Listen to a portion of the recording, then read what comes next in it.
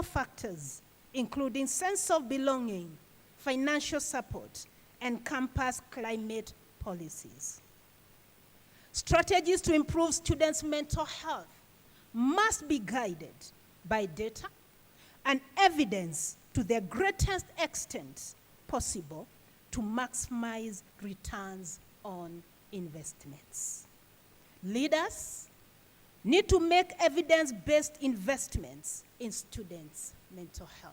What does that entail? Number one, use data to assess the felt needs of students and priorities as well as progress. Number two, invest substantially in strategies with proven effectiveness, such as skills training, interventions that are going to improve on socio-emotional skills.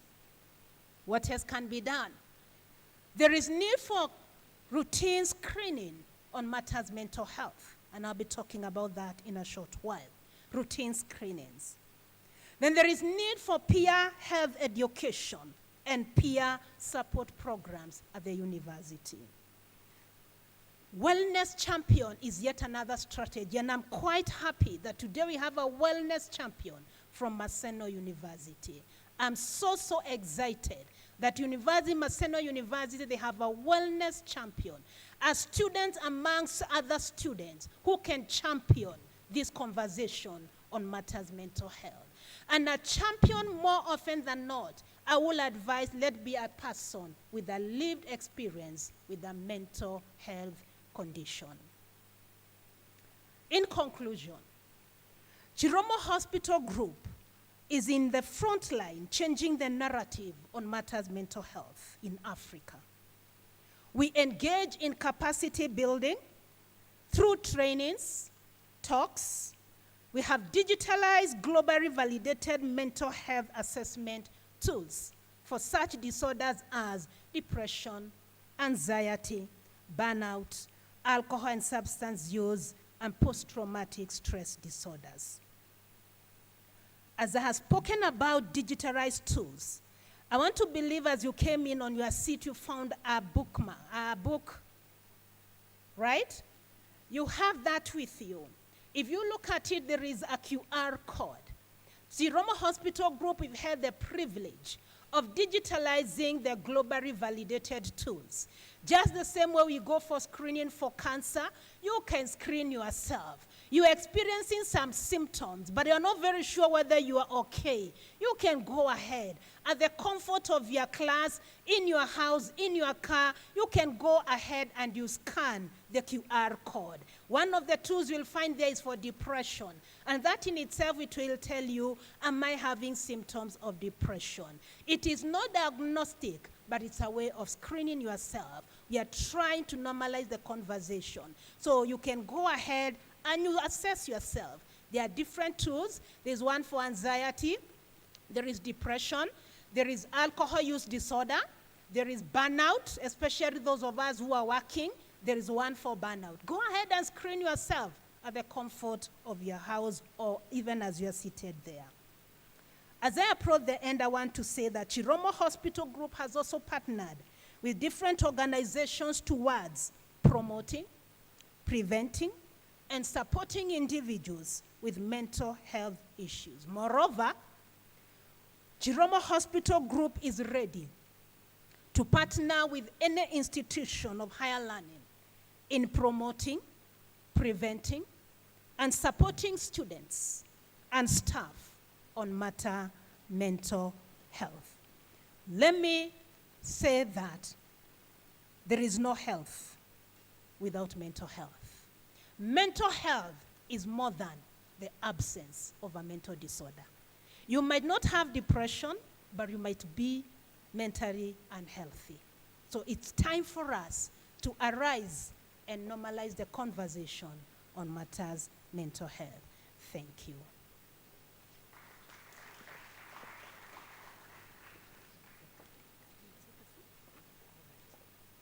Thank you very much, Dr. Modi.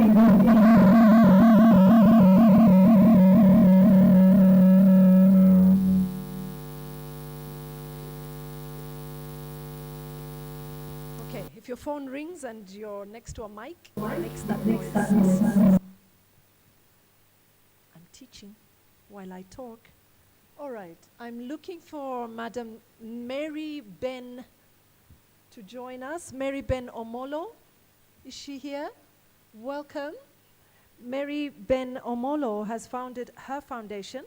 She's a transformative speaker and is a coach in terms of mental health. On the screens, we have Claire Akoth. She is the Maseno University Student Mental Health Champion. Claire, can you hear us? You're muted? You can hear us? You can hear us?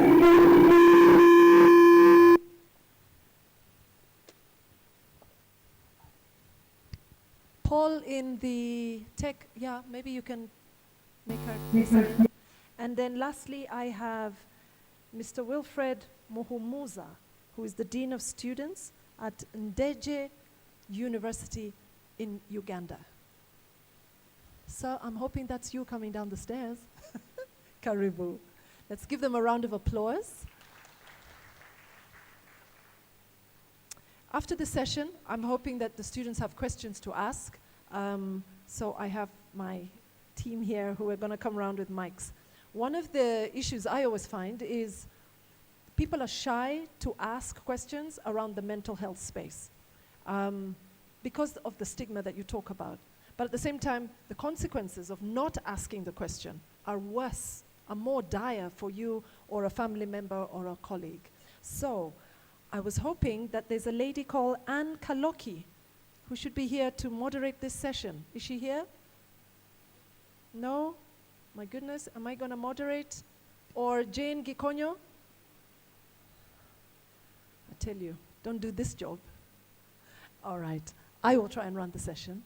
I'll use just an experience as a human being on planet Earth, global and local, and also try and put myself in the shoes of a student and ask some exacting questions. So this first one I will put to Mary Ben Omolo. You have founded your association, your foundation, and you deal with the space of mental health. You're also a coach.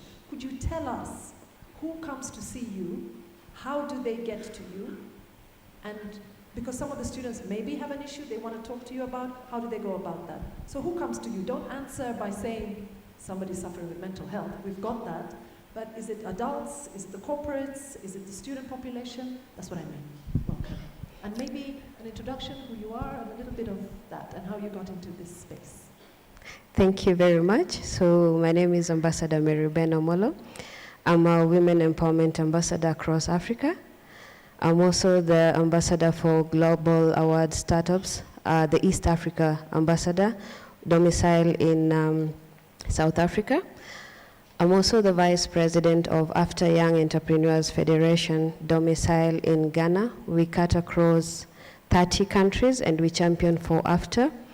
I'm the founder of Mary Ben Foundation and also Green Seal Cleaners and Pest Controllers. And I'm also the chairperson of East Africa Surf Transport Cooperative. Initially, I wasn't in the space of mental health until I personally suffered from mental health clinical depression for 6 years and 5 suicide attempts. And I was surviving on antidepressants for 4 years. And I realized that mental health is not what people think or say. And life, I always say life is simple, but not easy. It's about how we do it, how we look at life. And since I'm a mental health coach, for me, it cuts across everyone. Mostly I'm in the corporate space, so I train organization in terms of work-life balance, mental health, and emotional intelligence. But I wouldn't say it's only the corporate individuals, but it cuts across everyone. Someone as young as 12 years to someone as old as 68. Yes. Okay, thank you very much. I will then ask the question to our visitor from Uganda. Welcome.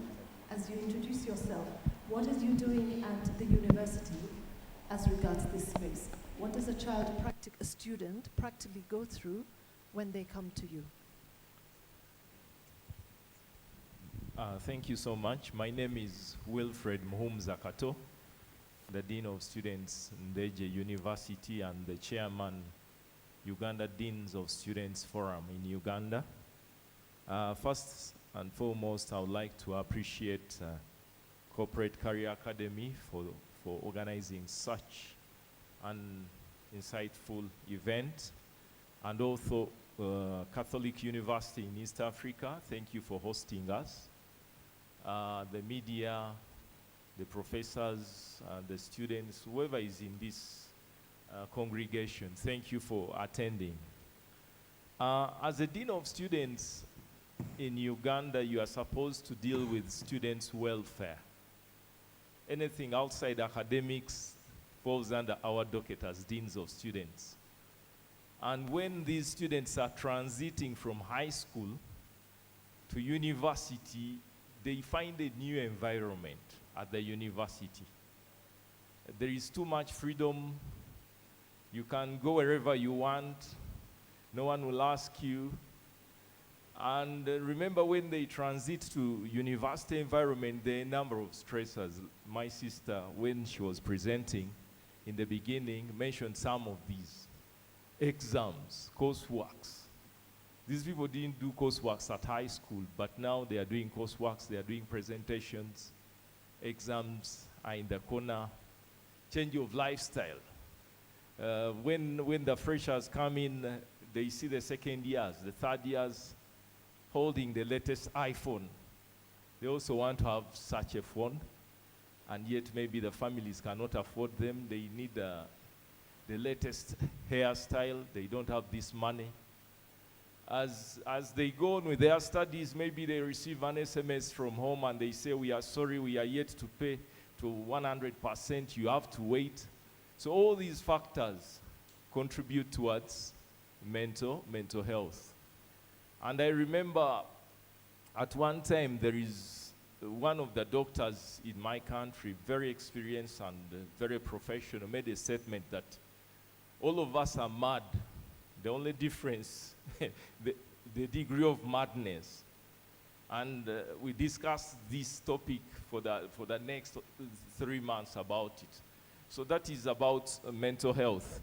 But at Ndeje University, we have put in place mechanisms on how to overcome this. For example, we have made collaborations with O3+. It's a program that was initiated by UNESCO, whereby we train peer counselors. Students are more comfortable to talk to fellow students than to administrators. So we are training these peer counselors to identify students who have challenges and talk to them. We have also trained our university counselors. Whenever there are issues, students can go to the university counselor.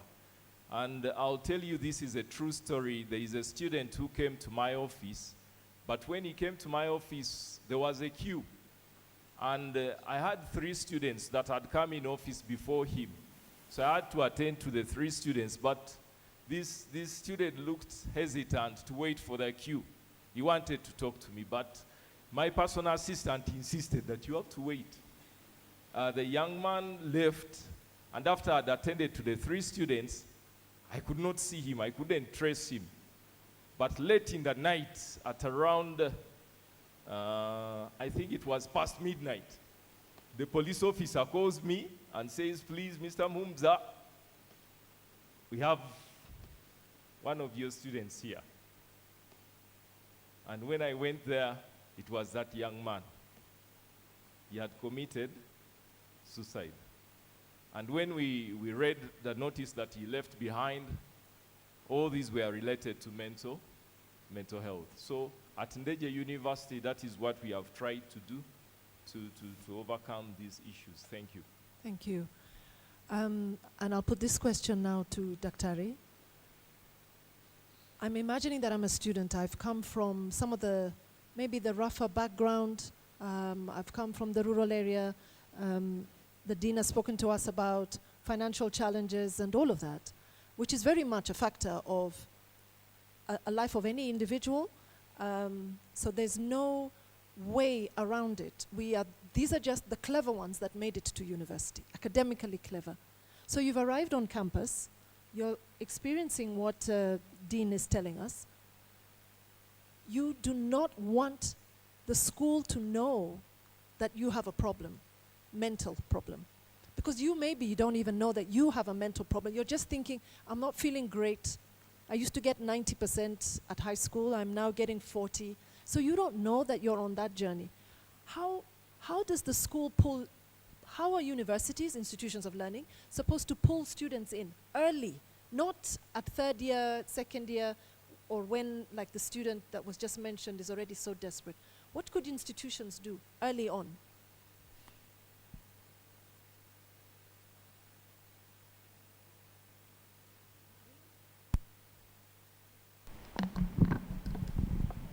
Thank you so much for that question. Let's face it, life can be challenging.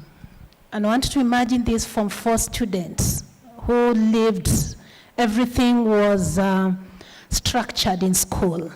They had a lot of supervision. They come and they're called to this university where there's a lot of freedom.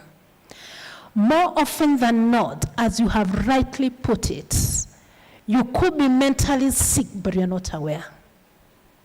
Could be, you need to ask ourselves, what are the telltale signs that I could not be mentally healthy? One of the things that the universities can do is to normalize the conversation on mental health by creating awareness. And how can they develop a culture of awareness? Every time we have freshmen coming in, this awareness can be part of their program. During the freshman week, as they are being orientated about the university, as they are being told that's where the mess is, that's where the lab is it possible that we have a session whereby they will be talked to about mental health and more so the telltale signs? I'm glad that Ambassador is here and she's making a confession that she was sick for 6 years. Right? So that will be that. Then number 2, it is important for leaders, especially students leaders, to normalize the conversation. As they address the other students during their forum, is it possible to talk about mental health? Let's normalize the conversation. Because when I know when I'm mentally healthy, let me say something because of stigma. Mental health is not that person. I mean, mental ill health is not that person who's collecting rubbish in our market. We could be mentally unhealthy, but we're operating, but not to our maximum. We are not operating to our potential. So let us change the picture we have of being mentally healthy. Mental health, mental disorders are not a respecter of anybody. Either age, socioeconomic status, your achievements in life, you only need to be a human being to develop a mental disorder. You only need to be a human being to have a mental health problem. Those are 2 different things. A mental disorder is different from a mental health issue problem. Okay. Yes. Does that make sense? Is that making sense to you? I think that's profound, that you're saying, and I'll ask you to repeat it, that mental health is not, maybe I'll let you Okay. say it again. Yes. Mental health is not the absence of a mental disorder. Right now, if I asked the participants, how mentally healthy are you? Everybody says, I'm very much mentally healthy. Why? Because you don't have depression. True or false? And yet, mental health is not, you do not equate it to absence of a mental disorder. Why is it so? I might have a mental health problem, and one of the mental health problems is stress. The other one is burnout. If I am experiencing stress and burnout, I am not mentally healthy. If I've been diagnosed with schizophrenia, if I've been diagnosed with alcohol use disorder, I'm not mentally healthy. So mental health is more than the absence of a mental disorder. All right. Yes. We've got that. Yes. I certainly have. I will then ask the question to Mary Ben. So you said that you've experienced mental health challenges over 6 years or so and then went into this space. What made you think I'm not okay? Is it something obvious? Low-lying depression, that's very low-lying. We don't even know what that really is if you've never experienced mental health. Is it something catastrophic that spurred you on? If you're happy to talk about yourself personally, because I think the students don't often get to hear from a champion, somebody who has experienced it, come through it, and is now navigating in that space professionally. Yeah, actually, I like talking about it. And one of the things that made me understand or realize that I was not okay was when I started locking myself up in the house. I used to stay in the house for a whole 1 month and not leave, and I feel like I'm okay. I used not to eat. I would have probably one meal within 2 or 3 days, both because of circumstances, because I was broke, and because I just didn't have appetite for food. And also by that season, actually, to be very honest, I didn't also like showering. And that is one of the signs you're not okay. So each and every time I would feel like taking a shower, I would feel like water is just choking me. It's literally choking life out of me. And self-sabotage or hatred. I would wake up in the morning and just ask myself, why am I living? Why am I here? What is my worth? And I always equate it to the Bible verse that says, is there anything good that can come out of Nazareth? And that is one thing I used to tell myself, is there anything good that can come out of Mary Ben? Am I beautiful enough? Am I worthy? Am I living my purpose? Do I understand myself? And another thing that contributed was the kind of environment I had, my friends. People who didn't understand what I was going through. My relationship at that time, or rather that relationship at that time, was contributing to it. But as time went by, there's one thing I realized, like it was a key for me, and it's one of the things I train individual on. It's confidence. I realized I lacked confidence in who I am. And when you asked about students coming now to the university, and then he spoke about the peer pressure, you're walking in there, someone is having iPhone 12 or 14, someone is driving a Mercedes, you don't have that, and you're coming from a poor background. All that, I would equate it to confidence. If you understand yourself, and you understand where you're coming from, and you understand your vision, you'll realize it will be so easy for you to avoid this other side of that line of depression. And one of the things she mentioned about mental health is not the absence of mental illnesses.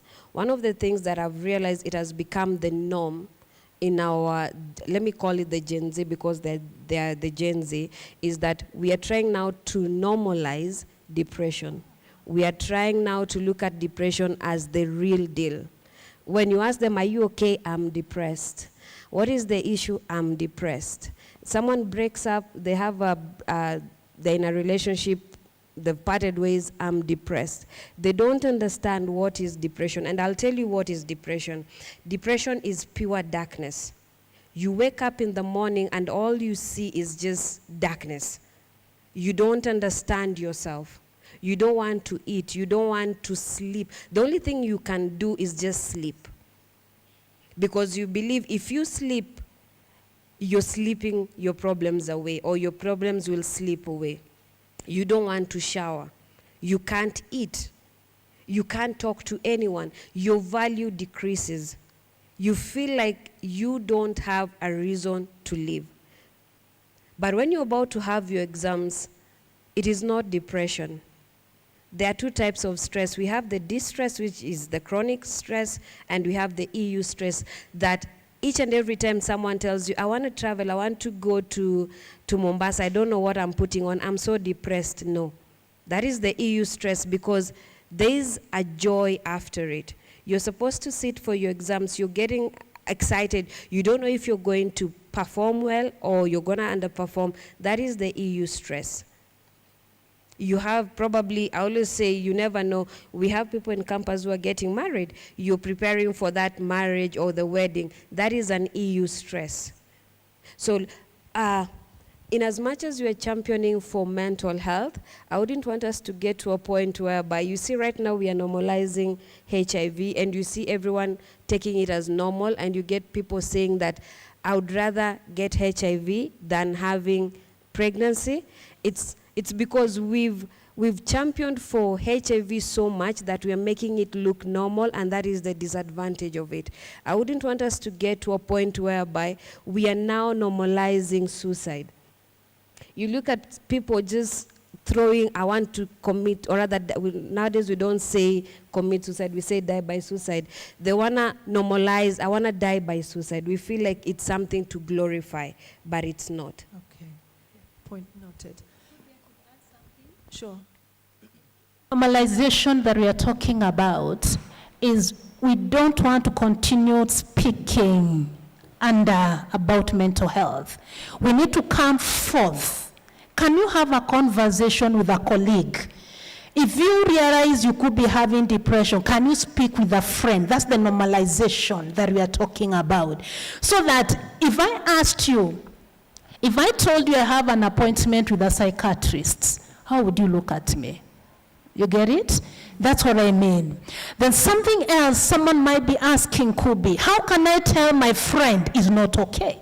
When it comes to mental health, the red flag is behavior change, as you have heard from her. She could not go out any longer. She was not eating. She was not showering. So what is the red flag that someone might not be okay? Behavior change. Yes. Behavior change. Yes. We're hearing you. Therefore, just taking on both comments and asking Dean Kato, two questions. One is the impact of social media on the mind of Gen Z. There's an obsession. You know, when I was growing up, we didn't have social media, so it didn't really matter. The only thing going on in my life was what was around me. That was it. So if your girlfriend has a new boyfriend, then you'll only know because you can see it. Or any other such thing. But here, the young adult is seeing the girl in England or wherever this thing must be. I'm watching suicide online. I'm young, I'm 14, I'm 20. I didn't see suicide until we were grown, and many will never see it. I'm not saying seeing it physically, but you know, you're on campus and you hear somebody has passed. The impact of social media on the young mind and what it is doing. That's my first question, and the impact on your students in Uganda. And number two is, what is the government in Uganda doing around this space of mental health? Thank you so much. I think my sister mentioned something about orientation. We are repackaging our orientation programs. Previously, we were doing orientation for a week, and we later discovered that 1 week was not enough.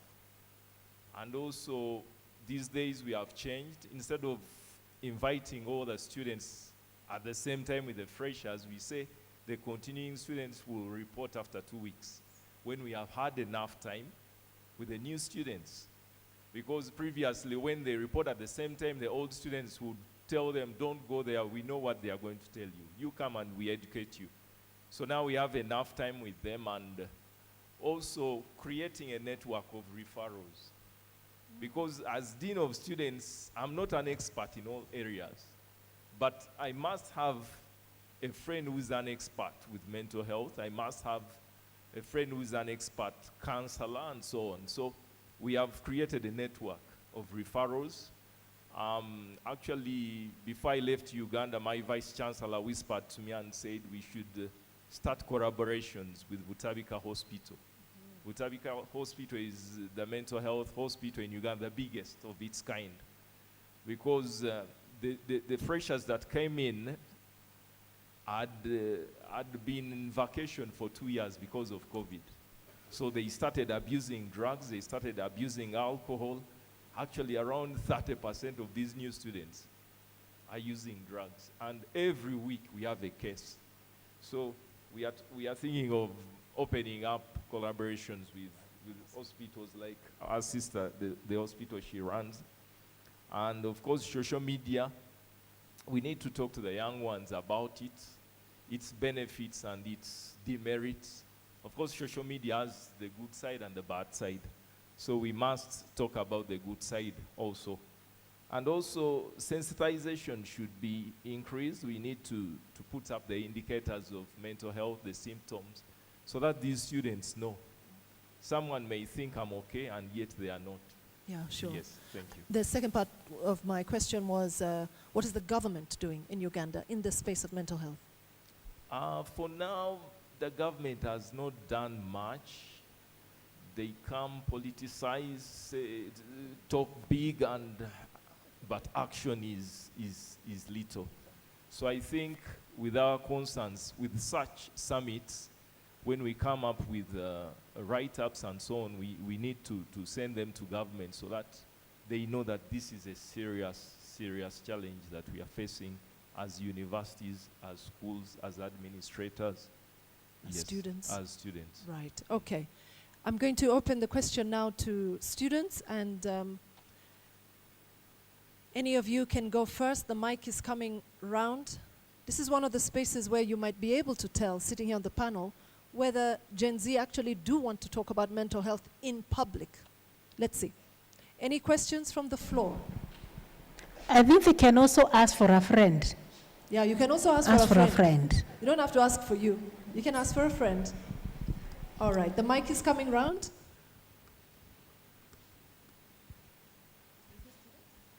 So there has to be 2 questions from that section. Everybody on that side. 2 questions there, 2 questions from the middle row, and 2 questions from the left.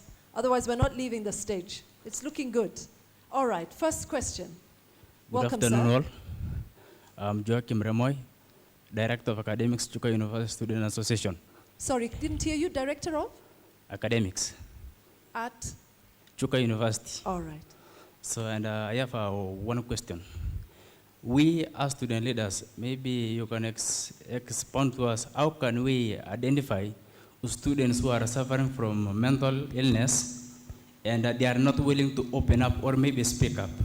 How can you identify that they are suffering? Because they end up committing suicide without telling us. Thank you very much. Thank you very much. I'll put that question to Daktari here. Next question, while she's putting her thoughts together. Hello, everyone. Hello. My name is Michelle Mwakazi. I'm a social work student at Catholic University. And my question goes to Dr. Ngundi. You mentioned that peer education is needed for matters mental health among the youth. And my question is, in what ways are you partnering with the youth to ensure that this is met? Okay. 2 questions there. Looking for 2 questions over there. So, Daktari, you've got 2. I've got 2 other panelists. Please, on that side. 2 questions on that side.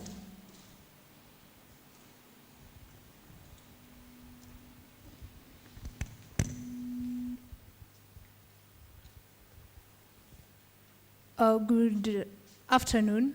Good afternoon. My name is Marion, Chairperson Peer Counseling, Catholic University.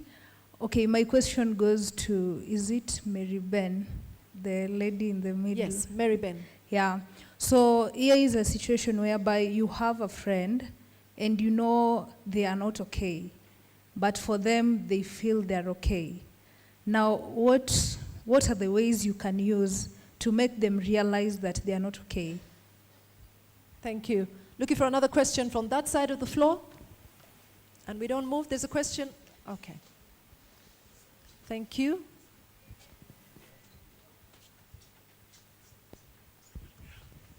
I'm Thaddeus Kaisa, a graduate from the School of Nursing. I have a question for the panel that we have championed the mental wellness of girl child, and basically we're forgetting about boy child. What is it that we are supposed to do, or what is supposed to be made in public so that we have that inclusivity of boy child in mental health. Thank you. Did you say boy child? Yes. Okay. I'll put that question to our dean. All right. Coming to this side of the floor. This side. This side. Thank you. Good afternoon. Good afternoon. Okay, I just have one question. Sure. I think to the doctor. Can an individual overcome mental health issues by having a routine, like a daily routine? And my second question is, do we really need medication, or just therapy alone can be a solution to mental health problems? Okay, 2 questions there. One more on this side, and then I'll come to the lady here. Good afternoon. Good afternoon. Yeah, my name is Kevin. I'm a student at the Catholic University of East Africa. And here is my question. Most of us, like me personally, I come from the slum and have come to realize one thing. Number one thing is that those who live in the slum are quite stressed out. You see, they do not have that stable job. They depend in juakali thing. And this causes them more of stress. And I was just requesting or coming to just to ask, what are the procedures that you have come with so that we can reach those people who are at the ground level to also get sensitized about the mental issue, and how can we really help them before things went wrong? Okay. Thank you. We've got 6 questions to go, and then there are a couple of more here which I will come back to.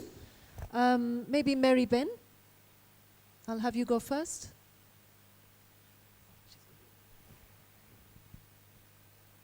I'll start by responding to his question. He has asked, he comes from the slum. So with that, it's very simple. We require someone who's on the ground to reach out to some of us actually, to reach out to Chiromo, to reach out to different champions, for us to bring a transformation to the slum. Because I may not know what that slum, or rather that group, is going through, because I've never been to that area. So when you reach out to other people, or you attend such forums, and you just speak to any advocate or Chiromo hospital, just speak to someone, they will be able, or rather we will be able to bring that initiative to the ground and see how are we able to assist people. Now back to her question, she asked if you feel your friend is not okay, but they're insisting they are okay. Now the most important thing is the friendship. It takes two to tango, and it takes you to help me understand that I'm not okay. And when I say that, it's not by you attacking the person, you're not okay, you have an issue, you have a problem. No, the person will start building a defense mechanism. But what happens is how you present the issue. How do you talk to the person? You start by just spending time with them. And for instance, when you realize probably I used to go out a lot and I no longer go out, and you just try to ask me in an indirect way, in a smart way, what do you think if we step out? Are you okay sitting in the house, or do you feel you'd be better breathing a different air outside? You see, you're already pulling me out based on what you want us to do, but I will not understand that it's what you feel it's best for me, but I'll be able to speak thinking that I'm helping you, but on the other way around, you're the one who is helping me to step out. And just keep on being polite. Ask the person, if the person used to probably study and all of a sudden their study style has gone down, just again ask them, is there anything you want us to do? Is there anything you feel comfortable of us doing? If you start becoming polite and looking at the kind of language you're speaking, in other words, you're speaking through empathy, it will enable the other person to speak out. Okay. But if you start becoming defensive, the person will pick offense and build a defense mechanism. I always tell people, learn empathy. Empathy breaks any barrier within anyone they build. All right. Did we answer your question, the lady at the top? Some guidelines on how to go about it with your friend? Okay. And to the gentleman here from the slum, will you get in touch with Daktari or Mary Ben when they leave the room so that you can be a champion for that, that issue in your area? Is that okay? And power to you. Well done. Okay. 2 questions were sent to Daktari. Yes. I'll have you tackle Thank those. you. Yeah, I want to build up on what my colleague has said here. One of the things you can do to help a friend who seems to have the symptoms is something we call psychosocial support. Being there for that person. And even if it's important for that person to go see a doctor, can you accompany them? Can you give them a shoulder to lean on? That is one thing that works so much, especially with young people. And I don't want to emphasize on matters empathy. Empathy is everything in this life. Empathy is putting yourself in the shoes of that person. And once you're empathetic, then your language will change when you are dealing with that person. How do we identify students with mental health issues? Now, that becomes a challenge in a university setup because there are so many students. Now, this is where now we work with awareness, creating awareness amongst the students. This is where we work with the peer educators, because peer educators are doing different units, and therefore their impact is felt at the departmental level. So the more peer educators you have that know about the symptoms, the more mental awareness is addressed at the departmental levels. Even some faculty members may not know the symptoms of someone who has a mental illness. So can also the staff member, the faculty, can we create awareness among the faculty so that they can tell that student has changed.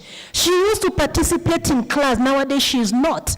Then that lecturer can go a step further and engage that student. And I think lecturers, faculty play a major role in this journey of actually taking charge of matters mental health. Peer educators, yes, I don't want to, for sure, peer educators play a critical role at the university.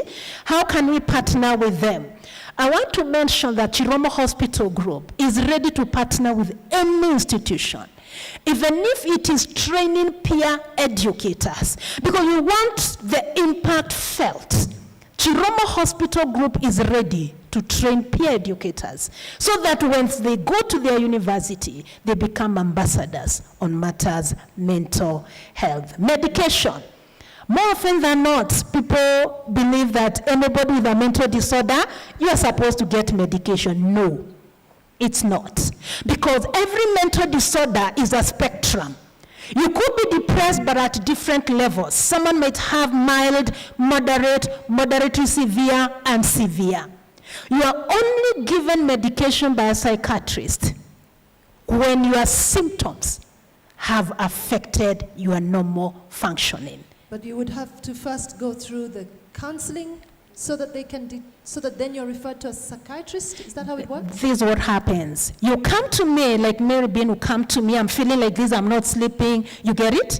Then for me as a clinical psychologist, because I'm a clinical psychologist, I will take her through the assessment, those booklets. And because from the symptoms she tells me as a psychologist, I can tell these are symptoms of depression.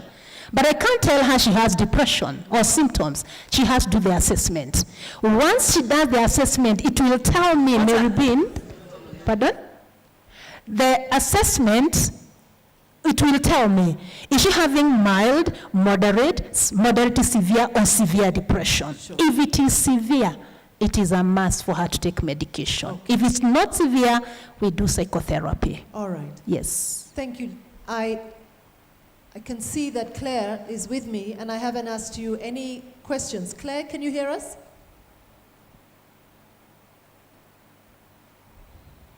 Sound, guys, I can't get her. Claire? Oh, she's lost. Sorry. Okay. Paul, as you try and do that, Dean, there was a question that was fielded to you. If I can give you the opportunity to share your thoughts on that. Yeah, thank you so much. This is a reminder to all the dads that are in this congregation. We are missing Mm-hmm. somewhere. Because at Ndeje University, whenever there is an issue with a student, it is the mother that comes. Where are the dads? Where are you, the fathers? So that is why our boys are having challenges. They don't have a father figure to counsel them, to tell them what to do. I remember some years way back, there was a declaration that was made in China, and they were saying, let us promote the girl child. Now the girl child campaign has been on for over 30 years, and the boys have been forgotten. So this is the time, actually in Uganda, the Rotaract clubs in Uganda, their theme this year is to promote the boy child. So we have deliberate efforts to help the boys. All right. But also I think that, yes, the girl child has gotten a lot of attention, but it is because the girl, the mother, the woman, the female, did the work. So we observe as females, women, moms, grandmas, that the men, the dads, the uncles, all the men are now smiling at me. You ain't pulling yourselves up to carry your boys with you. And I don't mean your biological child. I mean even a guy with his guy friend on campus. There's no mentorship in corporations, in corporate organizations. I don't think there's enough in government, certainly, where men have time to talk as men. Women, we talk. You know that. We do what we do. So we are less likely to be in that suicidal space. Not to say that we're not there, because they are there, or in the depressed state. But I think it's up to guys to start to champion your cause. There'll be the next session has a strong gentleman talking to us about leadership and ethics, and I hope he can touch on maybe what men are doing to also help men do stuff. And on campus, there are men I've met here, boys, students, who are champions of this, that, and the other. Some of you are in clubs and associations. I don't know what's happening in the mental health space here, but even if it's not about mental health, it's just to support the guy agenda, the male agenda. Is that a thing that can be done? Because I'm telling you, the women are not going to come and help the guy. I don't feel that we're doing that. I feel that we're kind of watching and hoping, and a guy will wake up and some man, maybe the dean, the vice chancellors, etc., are going to wake up and do justice to the boy child. Can I add on Mary that? Ben, as we come to an end, I don't know if I can hear Claire.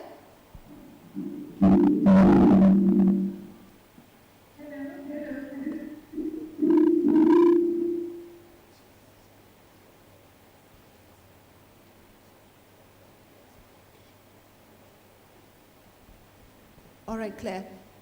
Just a minute before you come on. All right. All right. I will let Mary Ben answer, and then we'll try Claire again. Yeah, just to add up on the men issue, you know,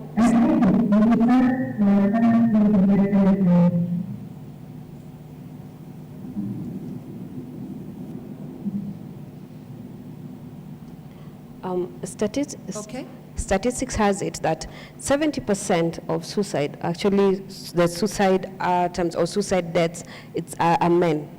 But one of the things I got to learn that I work with men closely is the lack of confidence. Men are losing their confidence and understanding who they are.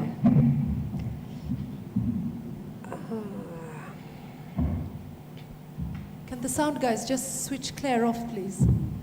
Because we're not getting her. Thank you. Men are losing confidence on who they are.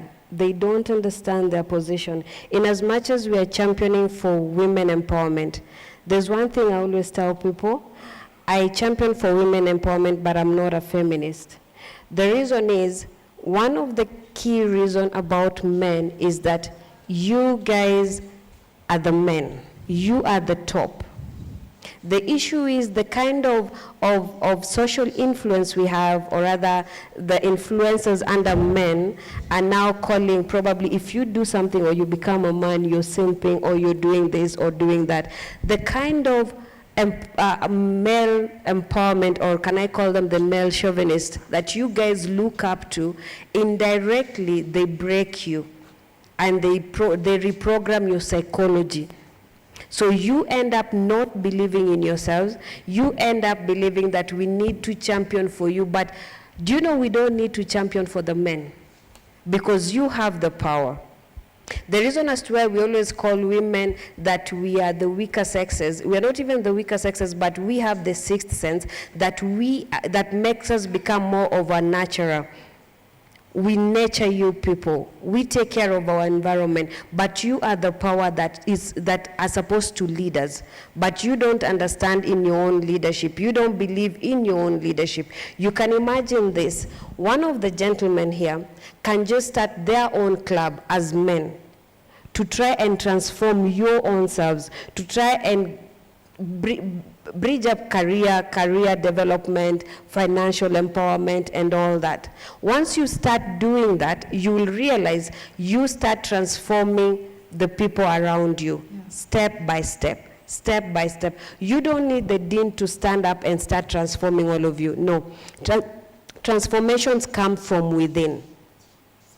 And it only takes one person to transform a village. Only one person. Because of how you look at yourself, how you value yourself, and how you understand your own authority as a man. When you start doing that, trust you me, we will not have whatever is going through, or whatever is happening right now, sorry. And another thing is, when you learn yourself and have confidence as a man, you will understand what you need, what you don't need, and what you don't have to condone. Thank you. Thank you. And when we say that, we don't mean that's for every guy, that there's every gentleman is having a problem. It's just saying to the gentlemen that are more self-secure, and remember, life is cyclical. Sometimes you're up, sometimes you're down. The ones that are okay, reach out to your other brother. And I think, as Mary Ben is saying, don't get the women too involved in your space, because we come with some other stuff too, which you don't need.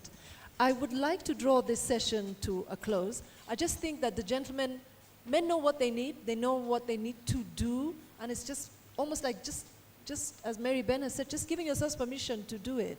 It's not that easy, it's not that difficult, it's just the mindset.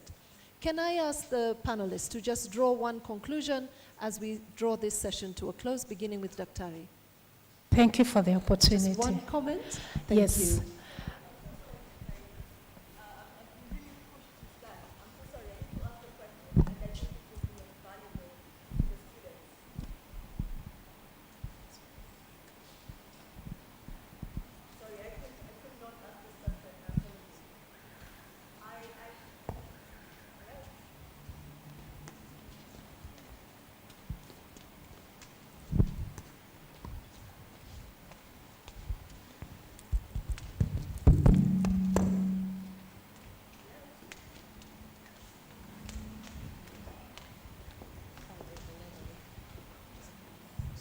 Hello. Okay. Thank you very much, and thank you for this conversation. I just wanted to mention something that I think it would be wise for Dr. Rose to mention. I also was a survivor of the Al-Shabaab attack some time back and developed PTSD. As much as I love the fact that we're talking about collaborations and the fact that you offer services, it's expensive. Yes. Therapy is very expensive. I don't even want to get into the figures, but what I would be very interested to know, in your collaboration with, say, Catholic University, how are you supporting the students who are, they don't have jobs at the moment?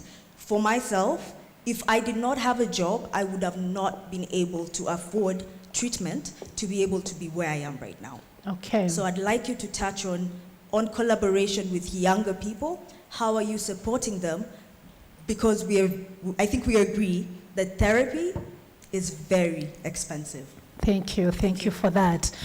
I must say that in every partnership we engage in, matters to do with the treatment is always part of the partnership.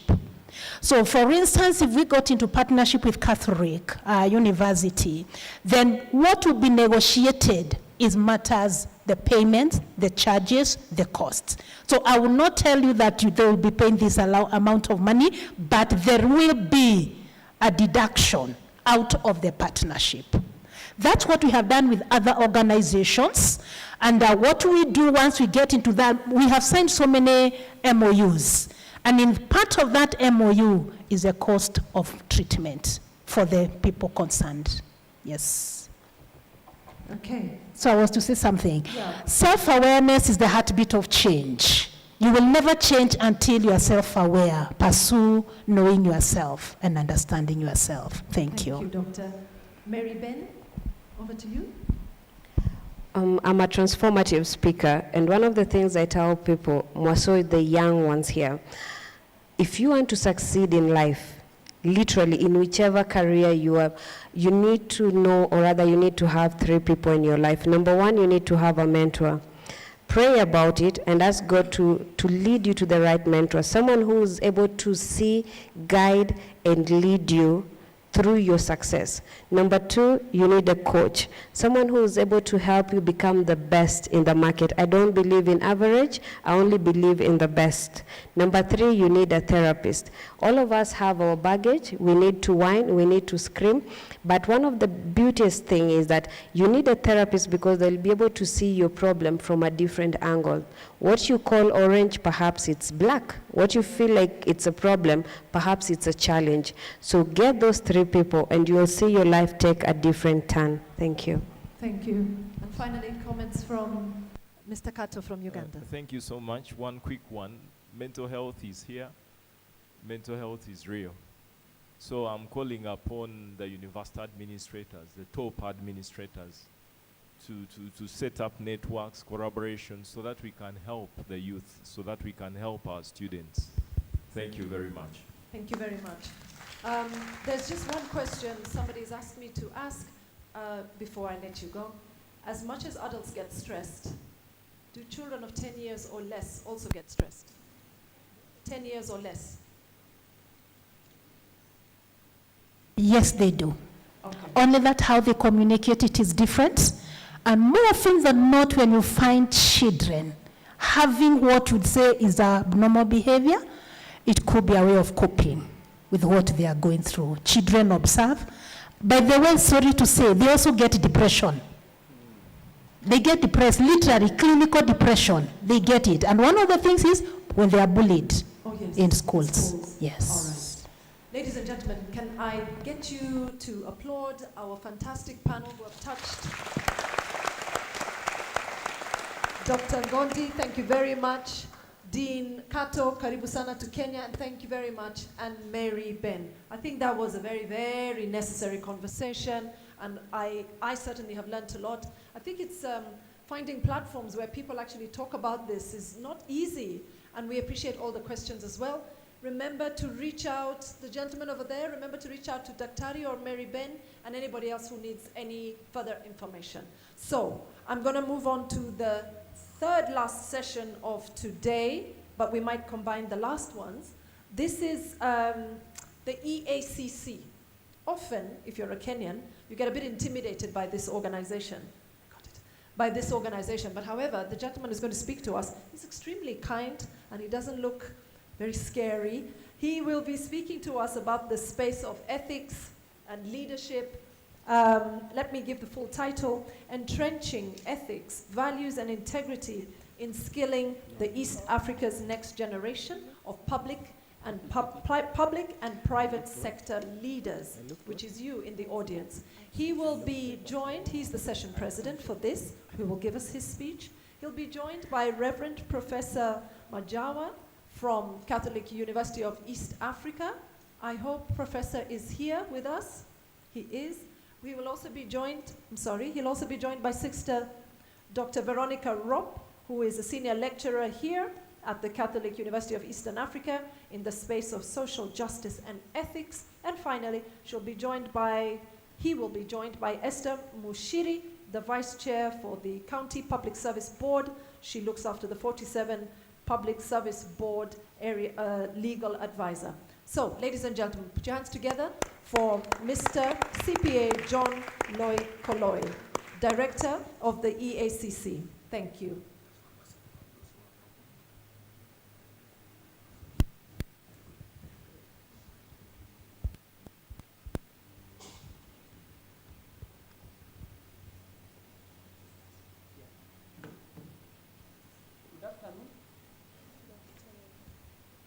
Good afternoon.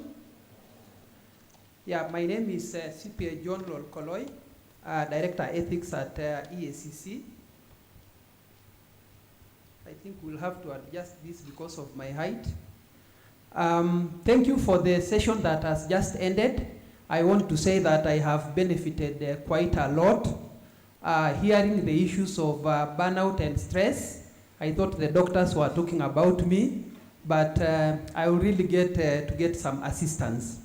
So I'm going to speak to us about entrenching ethics, values, and integrity in skilling East Africa's next generation of public and private sector leaders. And more often when we hear about EACC, most people do not know what it is in full. You will hear people talk about East Africa, but it is Ethics and Anti-Corruption Commission. So I'm here to represent our CEO, and I will read the speech. So chief guests, distinguished guests, participants, ladies and gentlemen, allow me on behalf of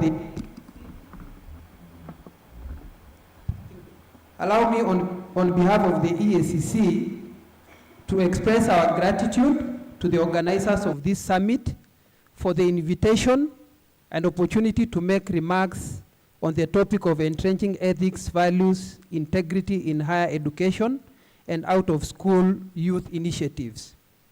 The EACC is the principal agent mandated to fight corruption through law enforcement, prevention, public education, and promotion of standards and practices of integrity, ethics, and anti-corruption. The education and awareness programs of the EACC seek to elicit support of the public in the fight against corruption. Ladies and gentlemen, in recognition to that the youth of today are tomorrow's leaders, and indeed even today, the Commission has dedicated a programmatic activities towards inculcation of values among the youth in an endeavor to have them embrace integrity and develop intolerance for corruption. The programs and activities implemented in the institution of learning include the following. Probably you may need to find out if some have reached your institution. Number one is partnering with the Ministry of Education. We launched establishment of integrity clubs in the year 2010, targeting the youth in all institutions of learning in Kenya. 2, training and commissioning of teachers selected from primary and secondary schools and colleges to be in charge of integrity clubs in the respective institutions. Number 3 is training university student leaders to address the problems related to unethical conduct and corruption in Kenya. The Commission conducts sensitization visits to institutions of higher learning and all levels, both primary and university, with the aim of educating the students and teachers on ethics and integrity and anti-corruption. Then finally, hosting integrity clubs, conferences for the universities. At the Integrity Club conference that brought together the Integrity Club members from 7 universities in the Nyanza region, we held that conference in Nyanza region in 2022. Ladies and gentlemen, one of the goals of education in any country is to promote the social, economic, technological, and industrial needs for the national development of that country. Education should therefore prepare the youth to play an effective and productive role in the life of a nation. The national examinations in Kenya have been ongoing for this month at the various levels.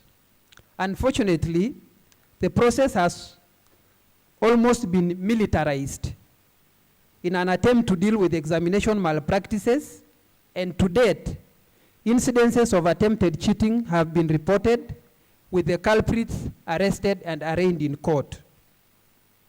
The Commission has been investigating over 170 allegations of falsification of academic certificates involving those seeking employment, those already in employment, those seeking elective positions, and also those who are already in elective positions. Several individuals have been charged and convicted of forgery of academic certificates, and I want you to listen to this. And monies earned, recovered, all the monies that you earn while working, having used forged certificates, all that money is recovered, and we have several cases before court. In the universities, cases of plagiarism, bribery, and other unethical practices for grades are still rampant. The Commission opines that if these issues of forgery of academic certificates are not addressed, the major stakeholders in the education sector charged with issuance and certification of academic certificates, as well as current prospective employers, the job market in the country will be infiltrated by unscrupulous individuals who will have robbed honest candidates of employment opportunities and undermine the legitimacy and reputation of the academic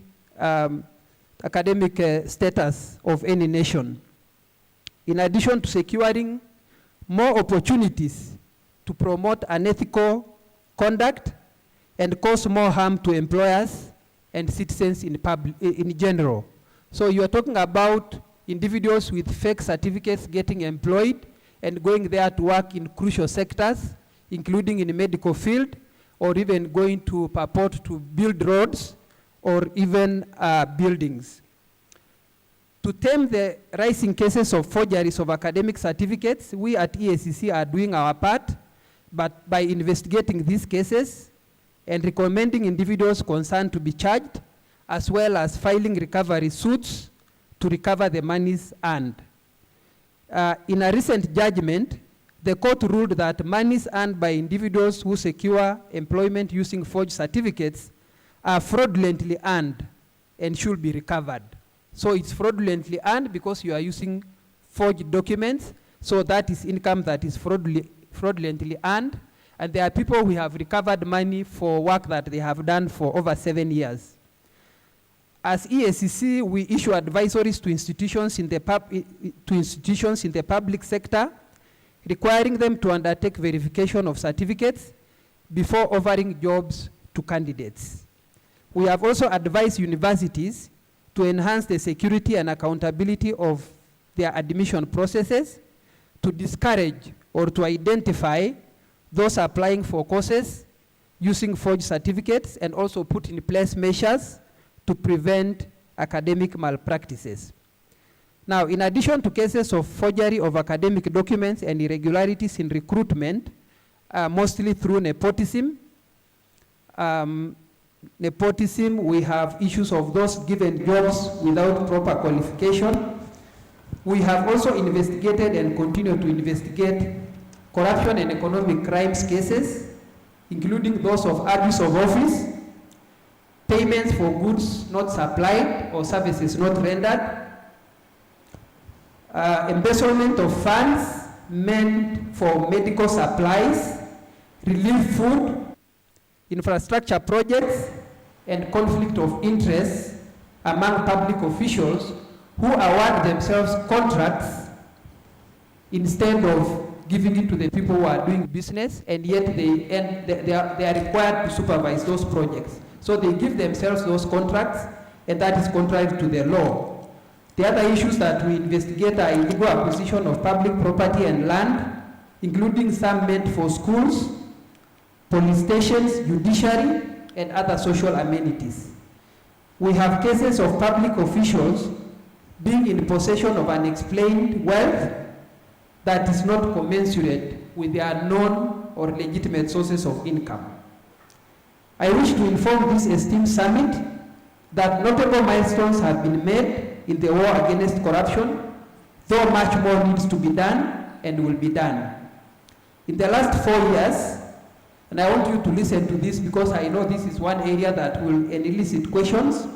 In the last 4 years, 9 former and sitting governors were charged in court for abuse of office and unlawful acquisition of public property, and their cases are before court, while for some, cases are under investigations. The Commission has also forwarded files of other high-ranking officials, companies and their directors to the Office of the Director of Public Prosecutions, and these files are currently under review by the ODPP. In the last 5 years, the Commission has recovered assets comprising cash, movable and immovable assets worth approximately 23.8 billion, and averted a loss, a potential loss of 36.5 billion through proactive investigations and disruption of corruption networks. In one instance, we disrupted a case of 3.8 billion in one institution. And by the time we commenced those investigations, they just cancelled the tender. There are ongoing recovery cases in various courts for corruptly acquired assets, prosecution of suspects, as well as recovery of unexplained assets. Ladies and gentlemen, with these statistics and what has come to be referred to as the situation on the ground, you will agree with us that all is not well, and corruption and economic crimes and unethical practices have to be dealt with urgently, consistently, and decisively. With the rising unemployment, for example, cases of falsification of academic certificates, nepotism in recruitment, and bribery for employment are likely to be on the rise. And this calls for rethinking of our education system, our values, as we prepare the youth for life. Article 10 of the Kenyan Constitution provides for the national values and principles of governance. This includes the requirement for every person to abide by the values of good governance, integrity, transparency, and accountability. Further, Chapter 6 of the Constitution requires all state and public officers to abide by the leadership, ethics, and integrity standards in order to address the national challenges that are attributable to the low levels of public accountability, plunder of public resources, and unemployment. Allow me to quote the chairman of the EACC, Dr. David Oginde, when speaking on a different forum some time back. He identified 4 drivers of corruption in this country, in Kenya, and probably you can listen to this. So these 4 reasons are: number 1, impunity. We know impunity is what we say you do something and you get away with it. Number 2 is greed. Number 3 is the social pressures. I think we've heard about the iPhone 12 or 14, and spiritual bankruptcy. So we have those 4: impunity, greed, social pressures, and spiritual bankruptcy. When viewed holistically, these drivers can be ably eliminated both in the education sector and the country in general if we embrace ethical standards and behaviors.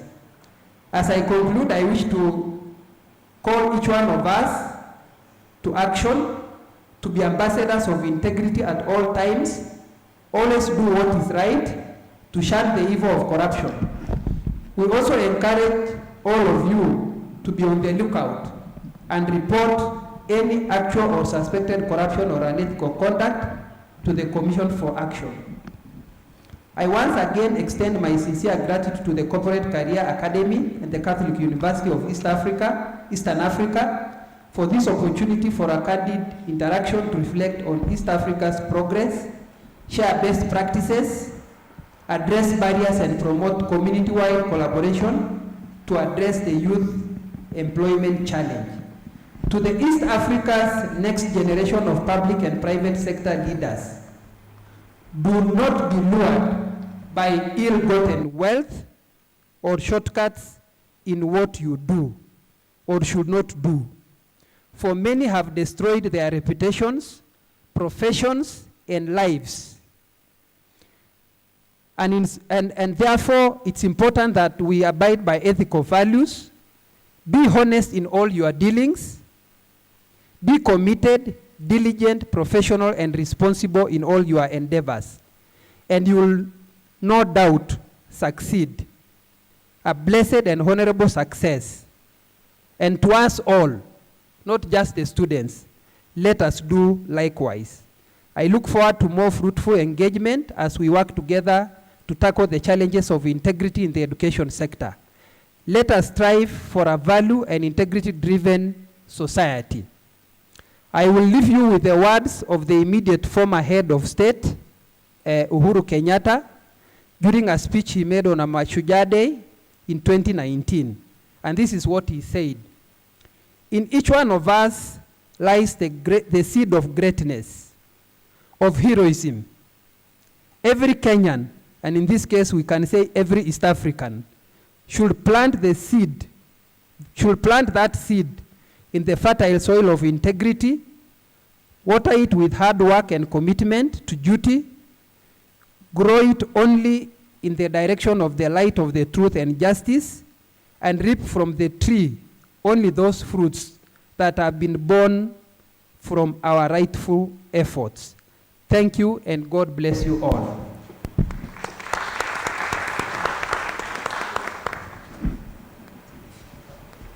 Thank you very much.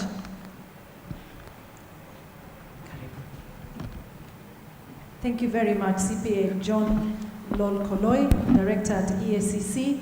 We have our panel with us, and I'm looking for the moderator, Mr. Samuel Otieno, who's the Managing Director and the Principal Officer of NCBA. Karibu, sir. He's the Managing Director and Principal Officer of NCBA Bank Assurance East Africa. This is part of the NCBA group, and he is also an ordained pastor. We have our panelists. I'll just repeat who they are.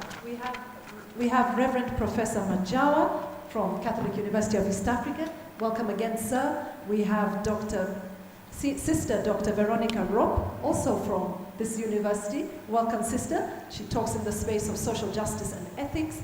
We have with us Esther Mushiri, Vice Chair. Welcome, Esther. Vice Chair of the County Public Service Board.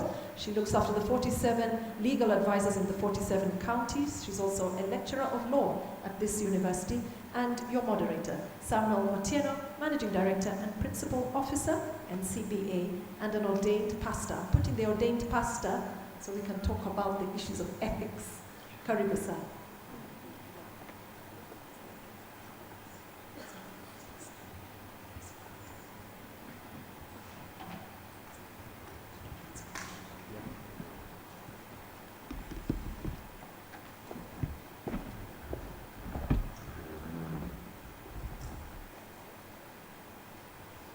Good afternoon, everyone. Good afternoon. Praise the Lord. Amen. Praise the Lord again. Yes, my name's Samuel Otieno Odhiambo. I am the Managing Director for the Bank Assurance business for NCBA. And as you've heard, I'm also an ordained pastor. My wife and I lead Divine Hope Restoration Center, which is along Thika Road. And the Lord has allowed us to serve him in that capacity. I consider myself a minister of the gospel, and that my biggest platform is within the marketplace. So we consider ourselves apostles in the marketplace, and we preach Jesus through our leadership, exemplifying values, integrity, virtue, and all the works that we are discussing this afternoon. So it's quite a pleasure and an honor to be part of this great endeavor that is organized by the Corporate Career Academy. And I think it's a great conversation to have. I want to welcome you to this conversation that we'll have in the next few minutes, given that we've run behind time. We are going to condense it to just about 30 minutes, and I think we have an eminent panel of speakers, and we are going to be having this conversation with them. No need to introduce them again. I think they've been properly introduced by our moderator. But I want to start by asking a question to the plenary before we start. And the question is very simple, maybe two questions. The first one would be, would you prefer being the richest man in the room or the most ethical person in the room? So if you prefer to be the richest, please raise your hand. Let me see. Richest? Okay. How many would prefer being the most ethical? So fewer hands. All right. So our work is cut out for us, as you can see. There is a price, an opportunity cost. When you want to be ethical, it doesn't always mean you can be rich. In the words of Aristotle, he says that man should be seeking to be ethical before he achieves being happy, or being rich for that matter. And so today we are faced with that dilemma of whether to prioritize ethics, virtue, integrity, etc., in the place of riches and wealth. So I want to start off our questions, our line of questions, and I think we'll start with Mr. John. And in the most simplistic terms, could you tell us what your understanding is of what ethical leadership is?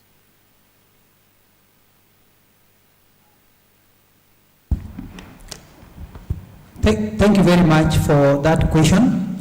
Ethical leadership is the leadership that follows sound moral principles that are accepted by society, that have been accepted, say, in a given situation in a country.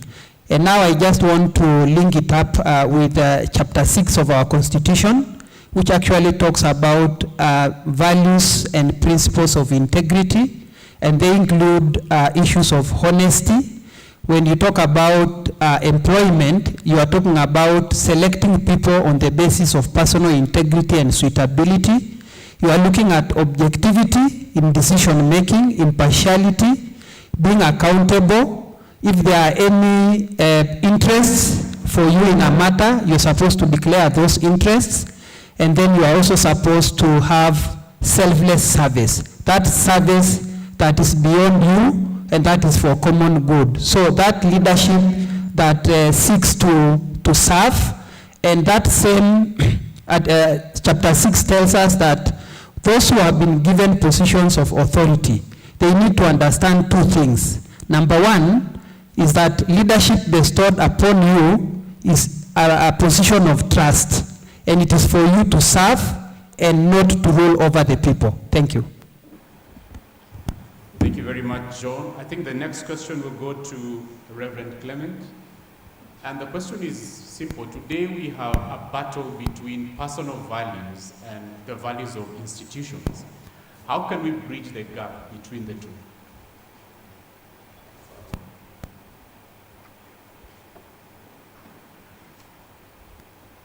You can use the other one, yeah. Good afternoon, everyone. So thank you very much again for that question.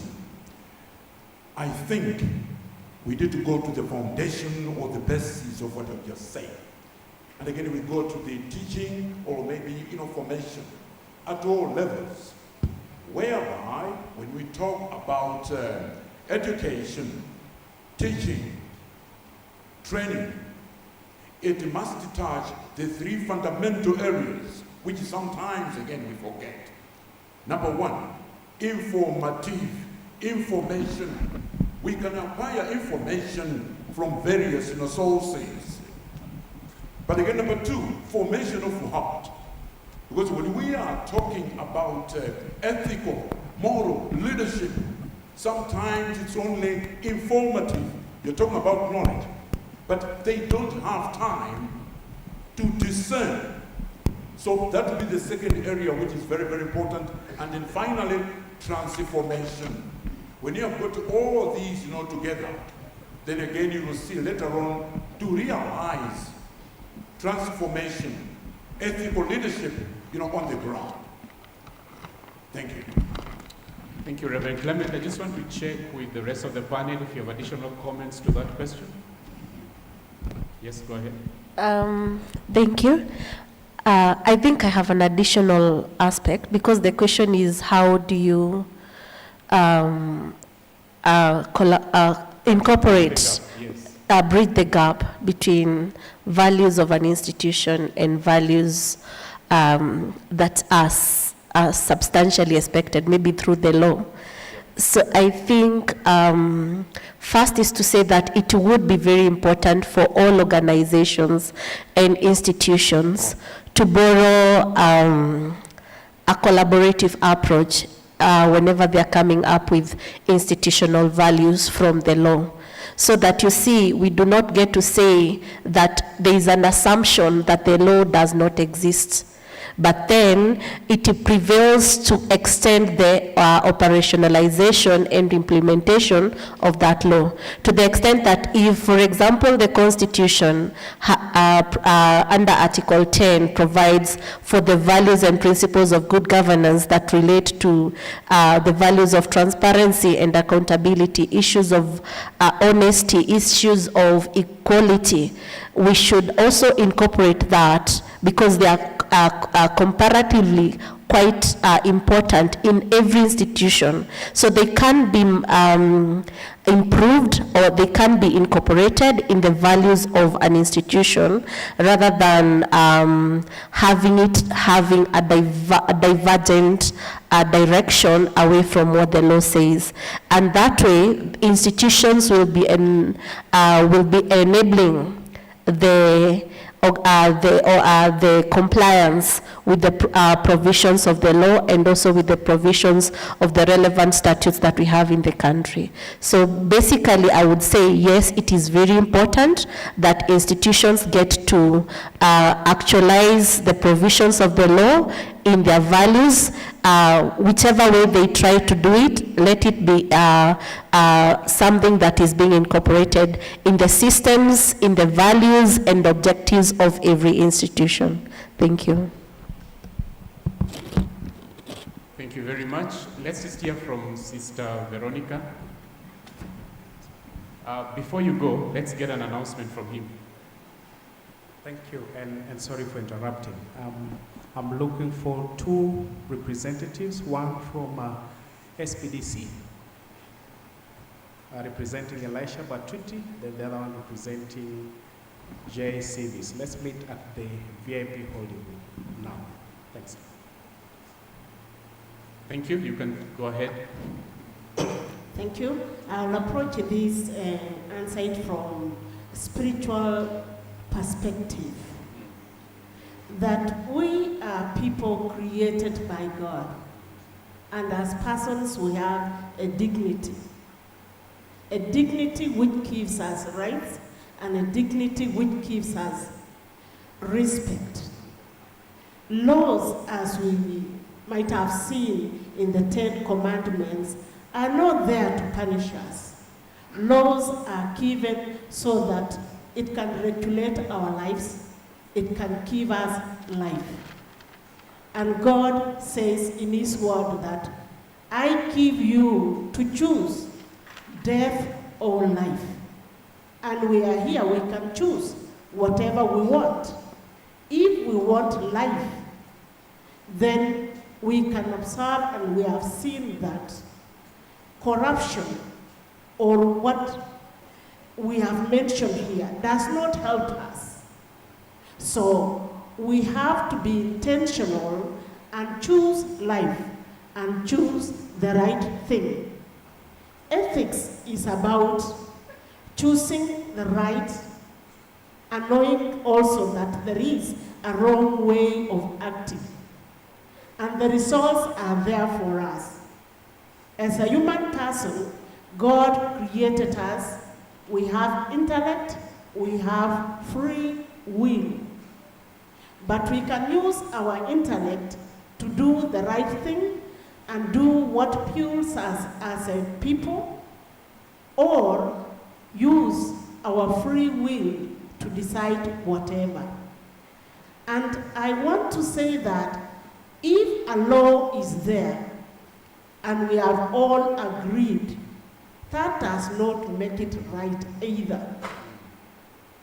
Do what gives us life. People of other countries, we have seen they have given even laws. You can commit suicide if you want, and everybody agrees. It is not when there are many people who have agreed, you can be alone and stand for what is right. So as we have discussed, then we choose life, and it is up to us. And the students, we were asked, what do we want? Money or to be ethical? Do you know you can get money through being ethical? Go for money and you can do corruption, anything, and you will be kicked out. Or you will not sleep. Mental health. If you have gotten money out of ill, will you be sleeping? No. So, but if it is in a correct way, then hard work pays and you'll be happy. Wow, very interesting. I see, Reverend, you have an additional comment? Yes. I began by saying that we need, 3 areas which will come to consideration. Information, formation, and again transformation. Now, when we talk about values, about ethics, you've got to understand where are they coming from. And I think many people would say they are coming from God. And to understand it, because I insist on these 3, because you get people who are knowledgeable. They have got a little of degrees regarding these things. But on the ground, you see the opposite, and you ask why.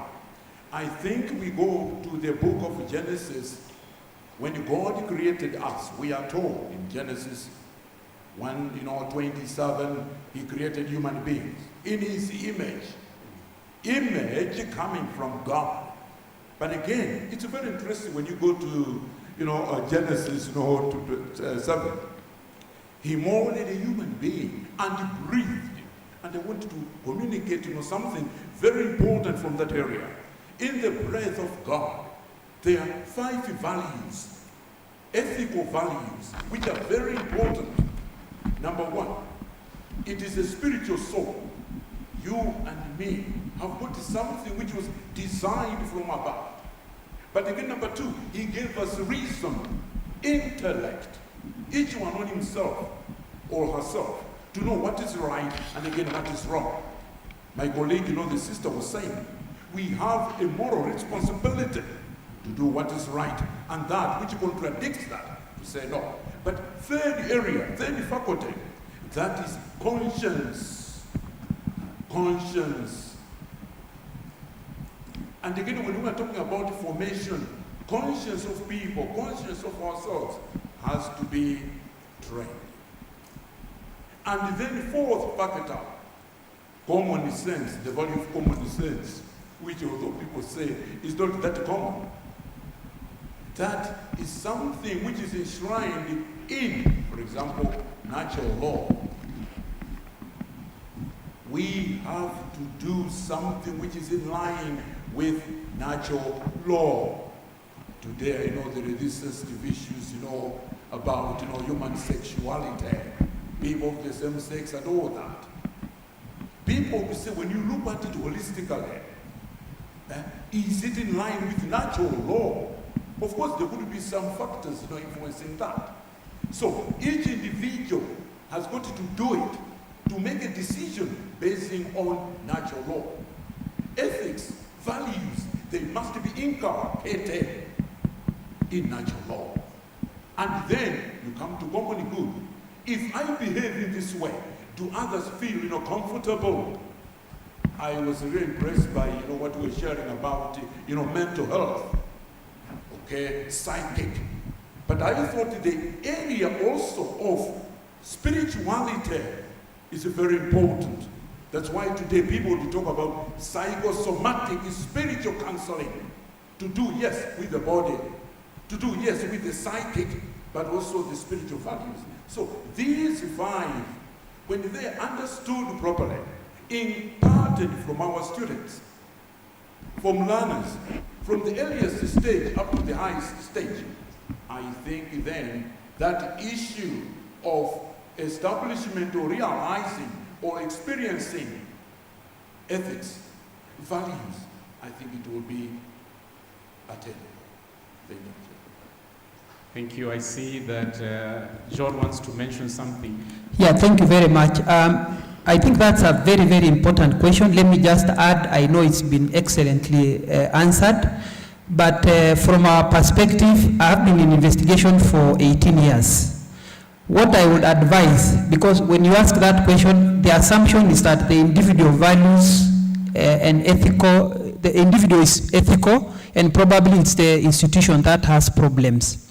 So what we advise in such instances is that as a person of integrity, stand firm and do not be coerced into doing wrong things. I know I'm in the company of ordained persons, eminent persons, but somewhere in the book of Romans it talks about not conforming yourself to the standards of this world, including unethical conduct and corruption. So stand firm and also try to see how you can change.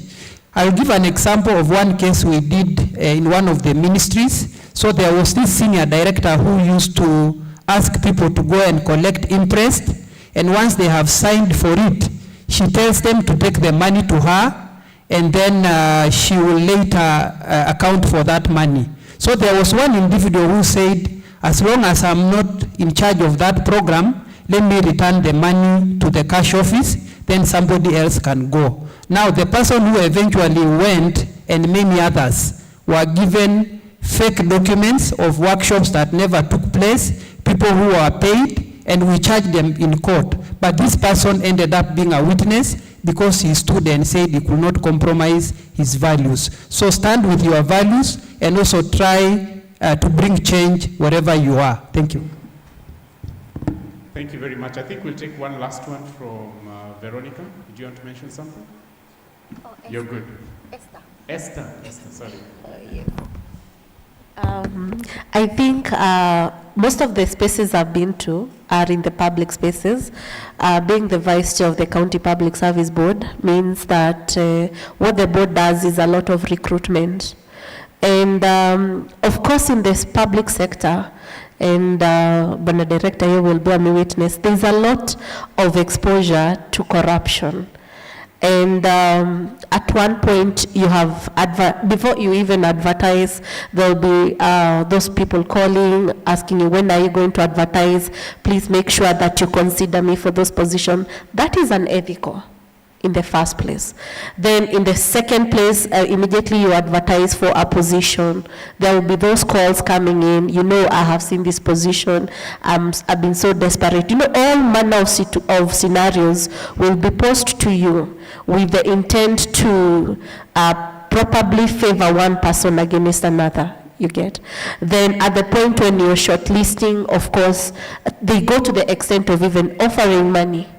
You know, and I understand, of being in that space has made me understand that what exactly it means to be in a space where there is a very high level of unemployment, and at the same time there is a very high level of vulnerability to become a corrupt person. But then the one thing to answer the question about institutional values, and also to do with the law, the one thing that comes out very profound is, what is your character as a person? What are your values? What are your principles as a leader? Okay, to the extent that, are you able to say no? Yes, at some point there are those offers. Of course, being the fact that you're working with governments, that means there's a lot of pressure from our bosses that you must do this or else I will remove the budget from your docket, a certain budget. So it means that you're going to a level of making the situation desperate in the operations of such an organization or a board. So the question is, what is your value as a leader? What do you stand for? Okay, And that is why I tend to agree with him when he talks about standing on the bounds of the law, okay? And then I tend to agree with them, standing on the bounds of what is morally right, and also what is natural to you, to the extent that the grounding basically for me has been, what are my principles as a person? What would I do even when no one was looking? Even when EACC, you know, they're always on our neck. Even if EACC is not looking, what would be the right thing to do?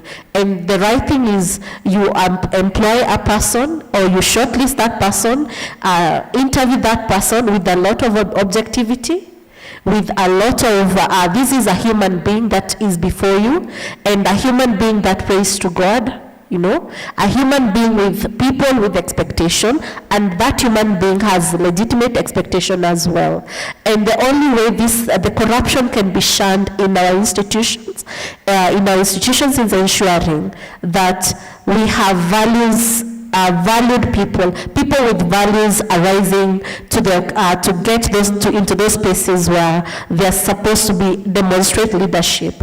You know, and also ensuring that as you demonstrate leadership, you ask yourself the question, what if God was watching, which he always does, would he be proud of your decision?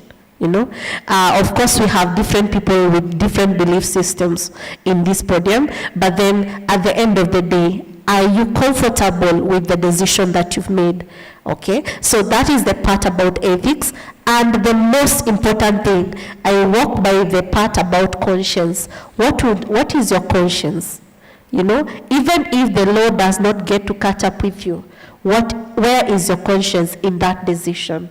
And no wonder I stand by this principle. I usually say, once you become flexible with your principles as an individual or as a society, your moorings and allegiance to liberty and justice and ethics will be impossible. So the moment you begin to vary, you know, today you're principled, tomorrow you're not principled. Today you have values, tomorrow you don't, then at that point you have lost it when it comes to ethical grounding as a person, and you ought not to be in the public space or even in the private space as a leader. Yeah. Wow, very interesting insights coming through. So what I'm hearing is that this goes back to you as an individual in terms of what Reverend has spoken about, what information, what is the source of your information, and what is the source of your influence? What makes you take the decisions that you're taking? Ultimately, if your source of information is wrong, you will end up with a wrong outcome, right? And that information is what educates the principles on which you're going to revolve and to make your decisions around. So I think thanks a lot, all of you, for that. I think ethics is a very deep subject. We may not be able to unpack it fully here. In the words of Porter Stewart, the philosopher, he says that ethics is knowing the difference between what you have a right to do and what you ought to do. It means, therefore, that it goes beyond chapter 6, John. It goes beyond chapter 6 because sometimes the law will favor something that is actually not the right thing to do, isn't it? And I think Reverend Professor has actually spoken about it. If the law of the land changes to support same-sex marriages, for example, does that then become the right thing to do? So your source of information is what will actually guide you. And I want us to have very practical conversations today because we are talking about the next crop of leaders that will influence this country. And my first question is going to go to John, because we are talking government. There is a narrative that has been perpetuated in Kenya that you cannot make it unless you cut corners. Is it true? The people we see rich, if you see a very rich person on the road, you say it's either Illuminati or corruption, isn't it? You hardly think of, this guy must have worked really hard. So the question I want to pose to John, and of course to Esther as well, because you're in public sector, is there a fighting chance for a morally sound, ethical, integral person? Do they have a chance to get the right job? Do they have a fighting chance for promotion? do they have a chance for survival? We've seen that we don't have too many good examples, but we've seen the few that are there that have tried to stand by what is right. They say, I'm being fought because I'm doing the right thing, isn't it? So what narrative that then perpetuates is that you'd rather join the other side and just join the crowd that is going south. So let me start with John. Give us your views.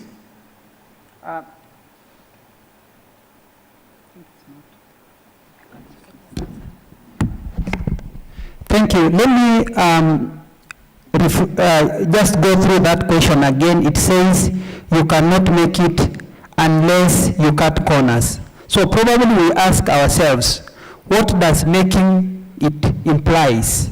Does it imply that you have billions in your accounts, you have houses all over this country, you have land that is staying idle, and you are in the midst of people who are poor? Sometimes probably those are some of the things that we think making it means. But to come to your question as to whether there is a fighting chance for fair opportunities and promotions for people who stand by the truth and by ethical practices, I will say yes, but with many, many challenges. And that is what we are trying to do, because like we have mentioned in the cases that in our statistics, people, a lot of nepotism, a lot of bribery, and a lot of, not following the law. But what we cannot do is we cannot join the bandwagon and say because everybody else is doing it, I also have to do it. We have to remain to be the light so that we can be the light for the others, and just stop what we call at EACC primitive accumulation of wealth. Today, depending on how much I have, I cannot wear 4 pairs of shoes at the same time. I cannot wear 3 trousers. Tonight I cannot sleep in 6 beds, neither can I eat 20 kilograms of meat. So I think the issue is for us to be contented to do the right thing and also to care about the others. Because all this wealth, we know the people who have had billions, we know the people who have done so much bad things to others in this country, and today they are not here. We are yet to see anybody going with anything that they have accumulated unlawfully or irregularly. Let us strive for doing the right thing, be contented with what we get, and strive to change society and to have that confidence. Because there are also so many people who have made it without being corrupt, without bending the rules. Thank you. Thank you very much. Go ahead. Okay, thank you. I think being a young person and being the youngest, first of all, I'm the youngest vice chair of a board in Kenya. And secondly, I'm currently the acting chairperson of that board. Our chairperson just left last week. So, of course, on Tuesday, I held my first board meeting. And also, I'm the youngest, the legal advisor of all the CPSBs, that is the County Public Service Boards in Kenya. And definitely the youngest, okay? In COIA, I joined COIA as the youngest person at the Faculty of Law. That is the place that has molded me to become the person I am today.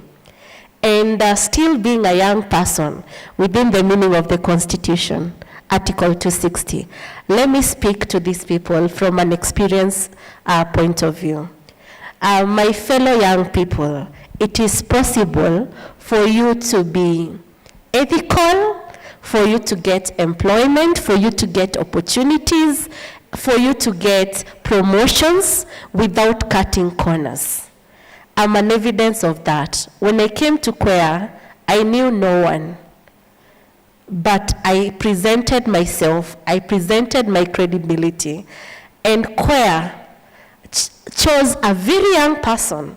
At that time, I was very young. Let me say very young because it was very young. At 26, I became a lecturer here. And I can tell you, it is possible because COIA made me believe that it was possible. I did not know any person here. Now, I turned to the public service and how I joined the board. And I can tell you the same thing, the same mystery. I did not know the governor. I did not know the people in the system. I presented myself and my credentials. And of course, it is a competitive process. And funnily enough, I emerged the best in both the interviews and in the vetting. Actually, I remember the MCAs were saying, who is this person that has come to teach us instead of re-vetting the person? Why? Here is the thing, young people. Your competences will speak for you. How you present yourself will speak for you. The calmness and the dignity you demonstrate out there will speak for you.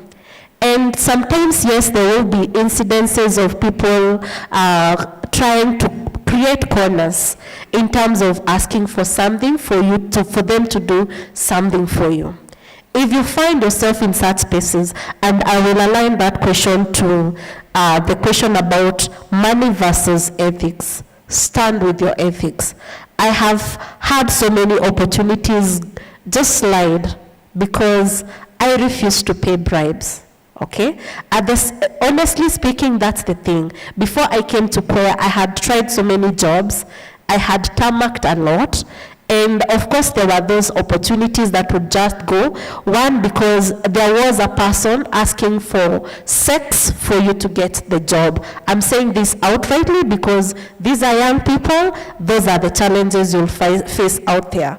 There will be a man that will look at you as a young, beautiful girl, and they will request you, if you want this job, and with all the desperation and hard times that we are in, they will be trying to tell you, if you want this, if you really need this job, this is what you must do. Say no to that. And I can tell you for a fact, the job that the Lord has placed for you will eventually find you. Because behold, that job actually found me. And that is why I am here today. So the same thing for the men. There will be older women giving you all manner of requests. Please say no. You don't need to have the money, but because of your ethics and your character, a right-thinking man or woman in the society looking for to fill a position will identify you because you are good at what they are looking for. So that is one part. Now on the part where it's about being, facing challenges because of what you stand for, I can tell you for a fact, that has been my journey as a young person, because of course, one of the things that I stand for is ethical standards. Okay? So one of the things that has been a great challenge, and this one is about the young people that you will face, is that as a young person and you're given an opportunity, and I've been telling all the queer students that I've interacted with, that is not your opportunity alone. That is an opportunity to open doors for other young people. So the question is, what are the standards that you'll demonstrate out there that will make another person entrust a job on another young person? I don't know whether you're getting the point. Hello? I'm a teacher, so I have to ask the question, okay? I am saying, when you go out there, be a good steward of other young people so that even the rest of the society can begin to entrust leadership on young people. And what is the basis of that? Being an ethical person, an ethical performer. Whenever you're given duties, effectively and efficiently deliver to the best standards of your ability. Okay? If questions arise, because I have faced that part about why is this your position? Why are you opposed to this, yet so and so said this and this? Okay? So those are dynamics in the workplace. And most of the time in the workplace, there will be so many powerful people trying to make you bend the law, to make you bend your ethics, your principles. But at the end of the day, from an experience, the experience I have so far as a young person, the best thing you can ever do and the most respect you can earn yourself in the workspaces is to be firm with your ethics. Be very firm with your principles. Be very firm to speak up against any vice that is in the system. For some reason, recently, yesterday I was discussing something with one of us. I'm going to be fast. And one of the challenges I'm currently facing, Mr. Director, is that I have been fronted to become the chair, but a narrative is she's too young to be a chairperson. But you know, the challenge is not that she's too young. When I sought to find out the truthfulness of that position, I came to find out that apparently some people, some quarters, definitely not my boss, that is the governor, feel that I may not work for the system. Working for the system means I may not conform to their corrupt ways, to bend the system to allow unqualified persons to serve in the county government. Okay? And that is the thing that now you are asking about. And that is something that needs to be uprooted from the system, to the extent that we no longer have a system that gives positions to people on basis of the fact that they will work with the system, but on basis that they will fairly and effectively deliver their mandate as entrusted by the people of Kenya. Thank you. Wow, thank you so much, Ms. Esther. An incredible story. Can we give a round of applause? This is somebody living, a living example of someone who has taken the road less traveled. It takes a lot of courage, by the way, to do what she's doing. And that's why we've allowed you all the airtime, because we realize we are looking for such examples, isn't it? To show us that it can actually be done. Now we've run out of time slightly because we were behind the timelines as far as our program is concerned. So I'm going to ask another last question. Maybe we'll start with Professor Jawa. And we are talking about what is the place of education, and basically including and incorporating studies around ethics, integrity, and virtue. Are we doing enough as far as education is concerned? It's working.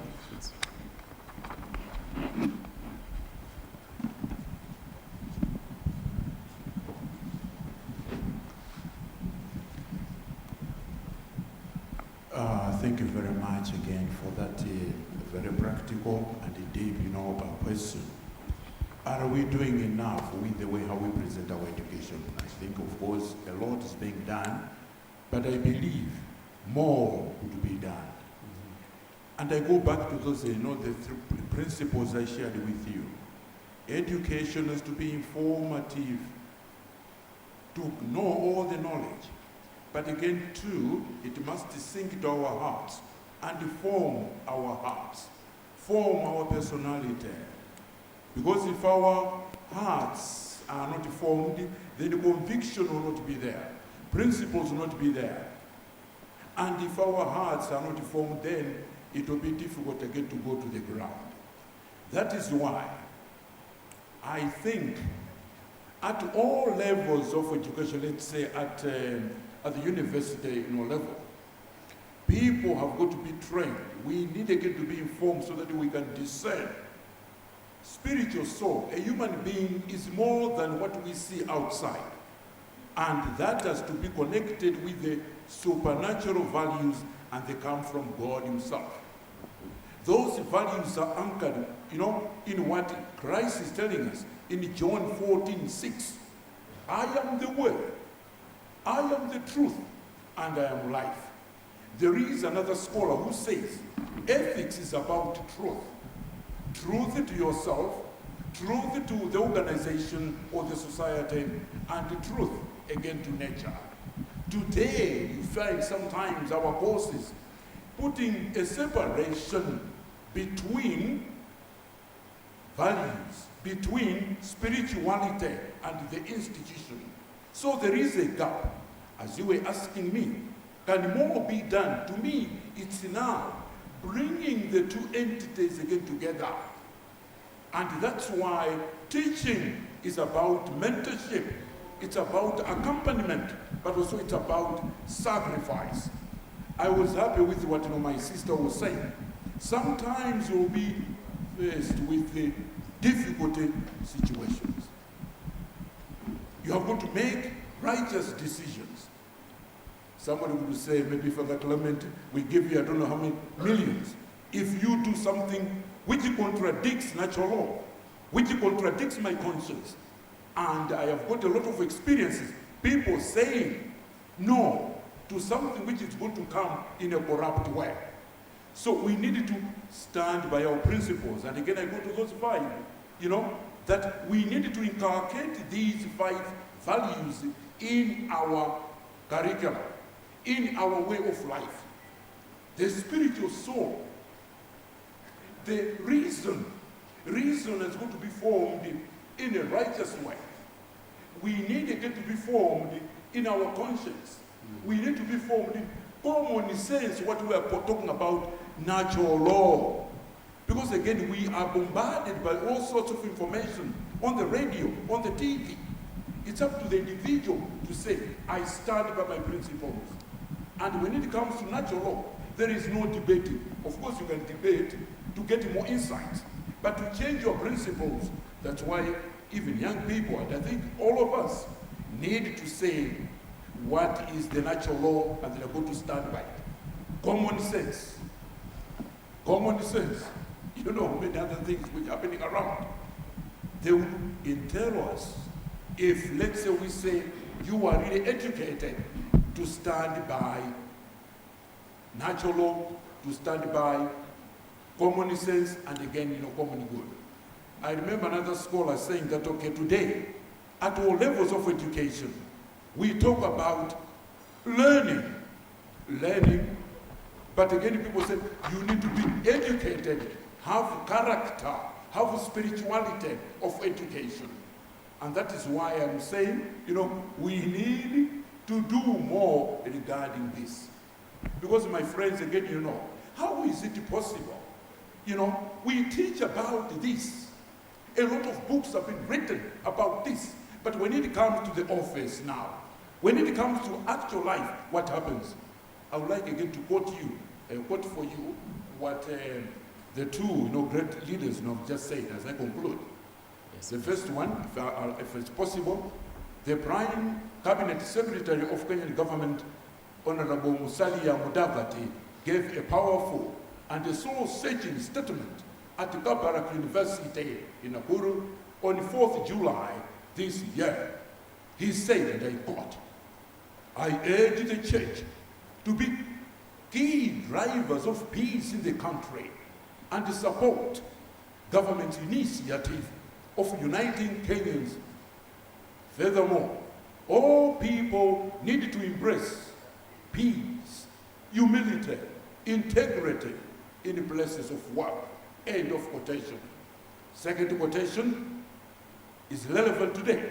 Was made by the great servant of God, model of virtuous life, the former Catholic Archbishop of Nairobi, late Cardinal Morris Michael Tunga of Happy Memories, who said, when at one of the ceremonies, graduation ceremonies, he was a pro-chancellor of this university in 1991, and I quote, educating, training, discerning the future leaders of the next generation of our country, Kenya and African continent, into true meaning, ethics, integrity, transparency, accountability, human work, and the fear of the Lord will bring our people to true personal transformation, righteous development, and deeper evangelization,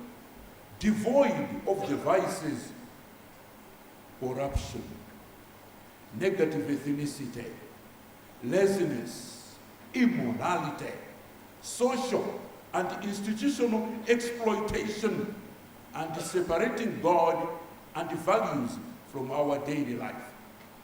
Let's pray for righteous values at all levels of the church, of religion, state, and society.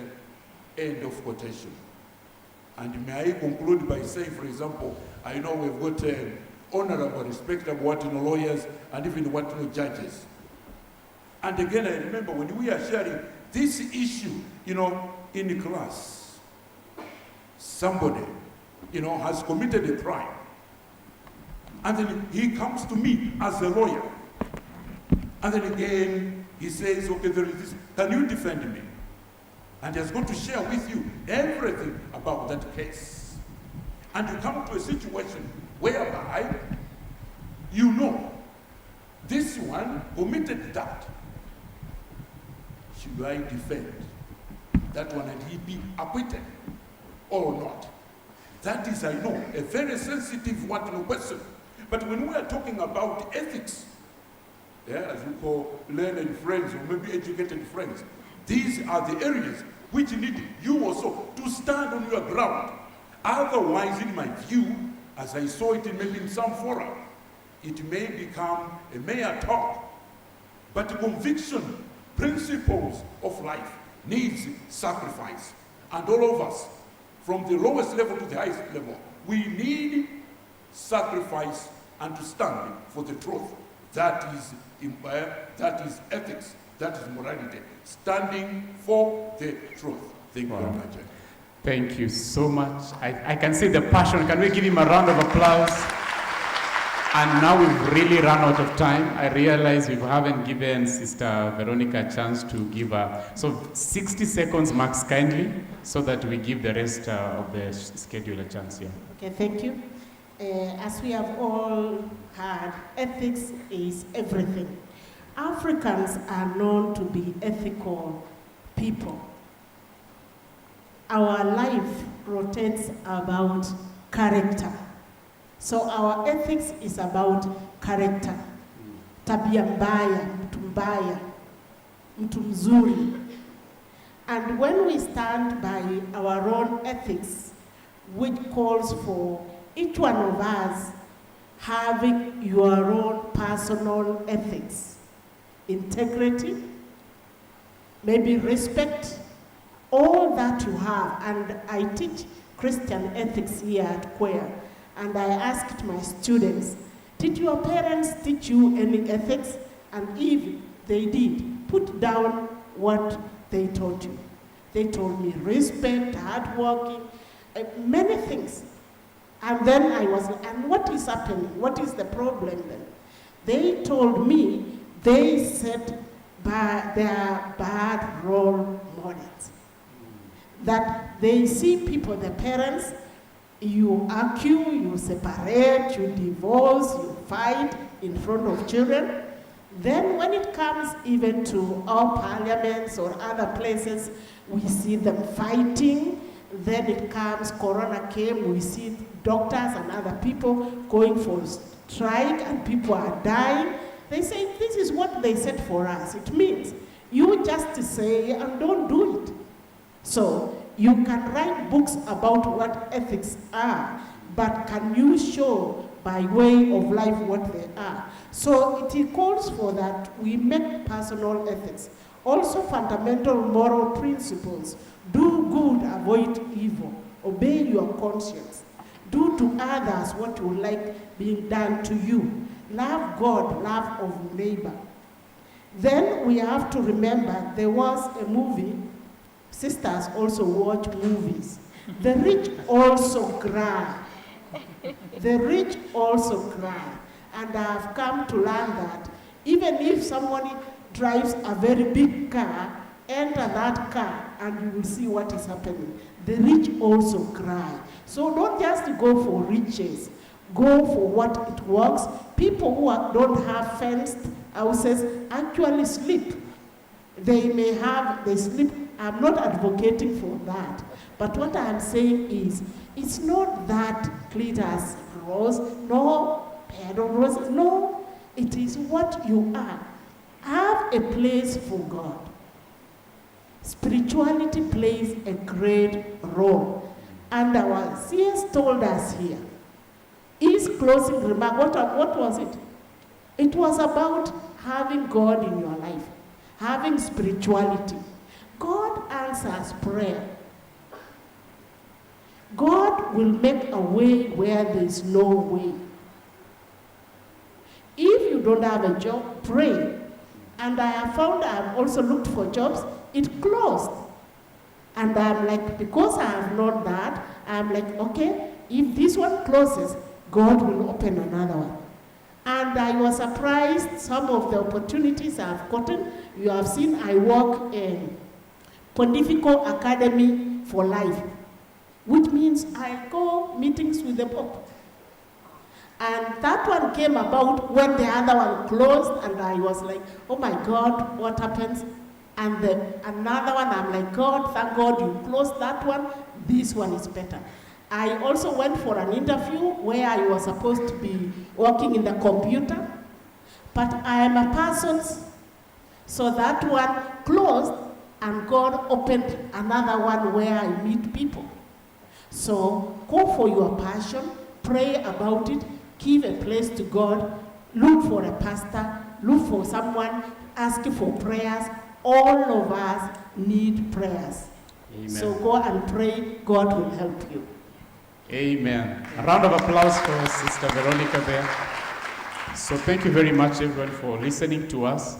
Obviously, like I said at the beginning, this conversation cannot end here, as you can see. We can talk for hours and hours about this. So I guess we will continue this conversation online. We are talking to young people. You've seen the names of the people here. You can follow them on their social media handles, except that we've run out of time. We'd have gotten those handles right now. But can we give a round of applause for all of them? Thank you very much for your wisdom and for your practice. As for me, you can follow me online. I run a program, a mentorship program called Marketplace Manor. So for all the young people who are entering the marketplace and you want a fighting chance as an integral person, join us there and we'll be able to guide you. Thank you very much. Back to the MC. Thank you very much, MC. Thank you very much to our esteemed panel. That was riveting. To CPA John Lolkoloi, thank you. We've learned, we know what to do, we know what not to do. We hope that none of us show up at your office at any point in time.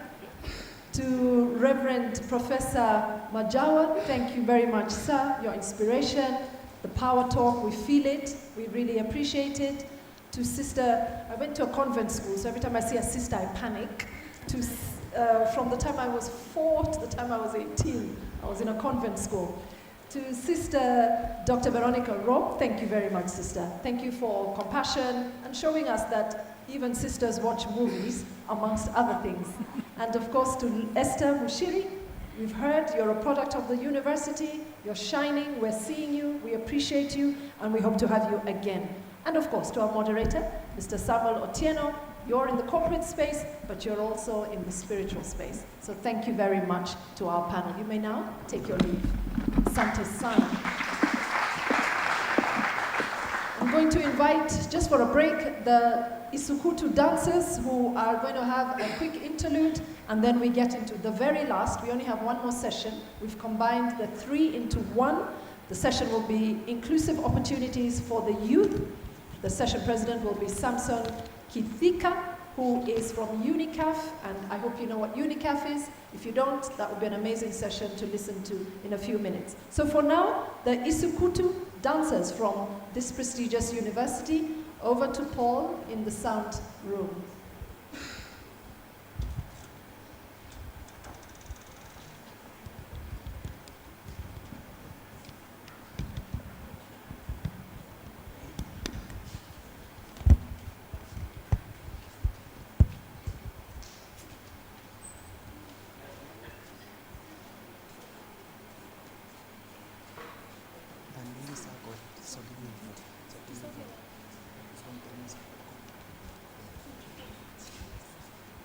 On stage are the Luya community from Western Kenya, ready to present to you a Luya cultural dance entitled Enjoy.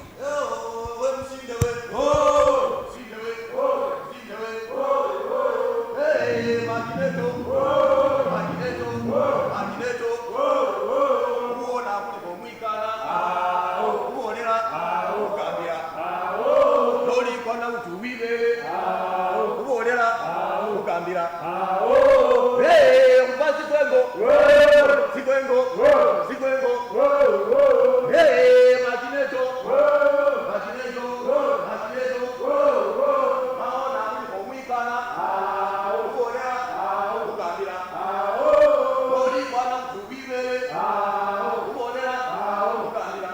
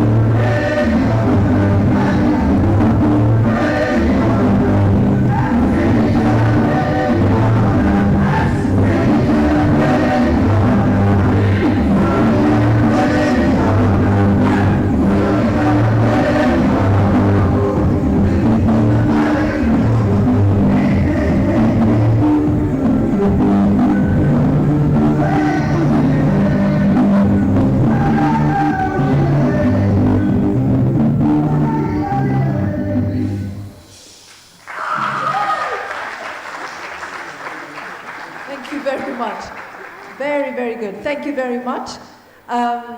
We appreciate them. They've been brilliant with us over the last 2 days, the Isikuta dancers from this beautiful university. Now it gives me great pleasure to introduce to you the last panel of the last 2 days event. This is being led by Session President Samson Kithika.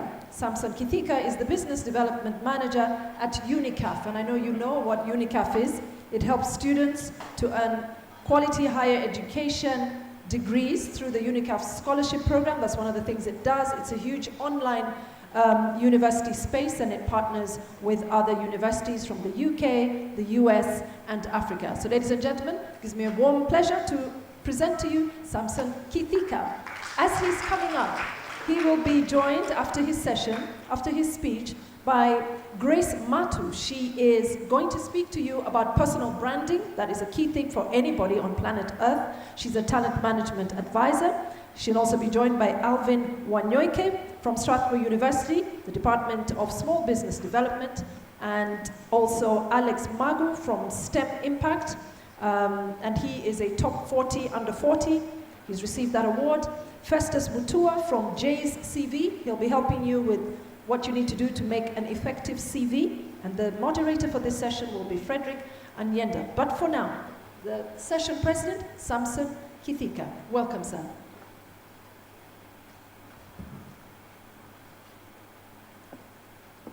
Thank you so much, Program Director Achi, for that good introduction.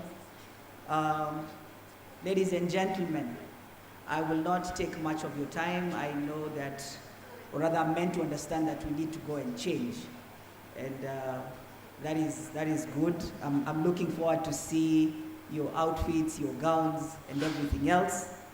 So let me start by giving the right protocols. Ladies and gentlemen, faculty members of the Catholic University of Eastern Africa, esteemed executive members of the Corporate Career Academy, and fellow students.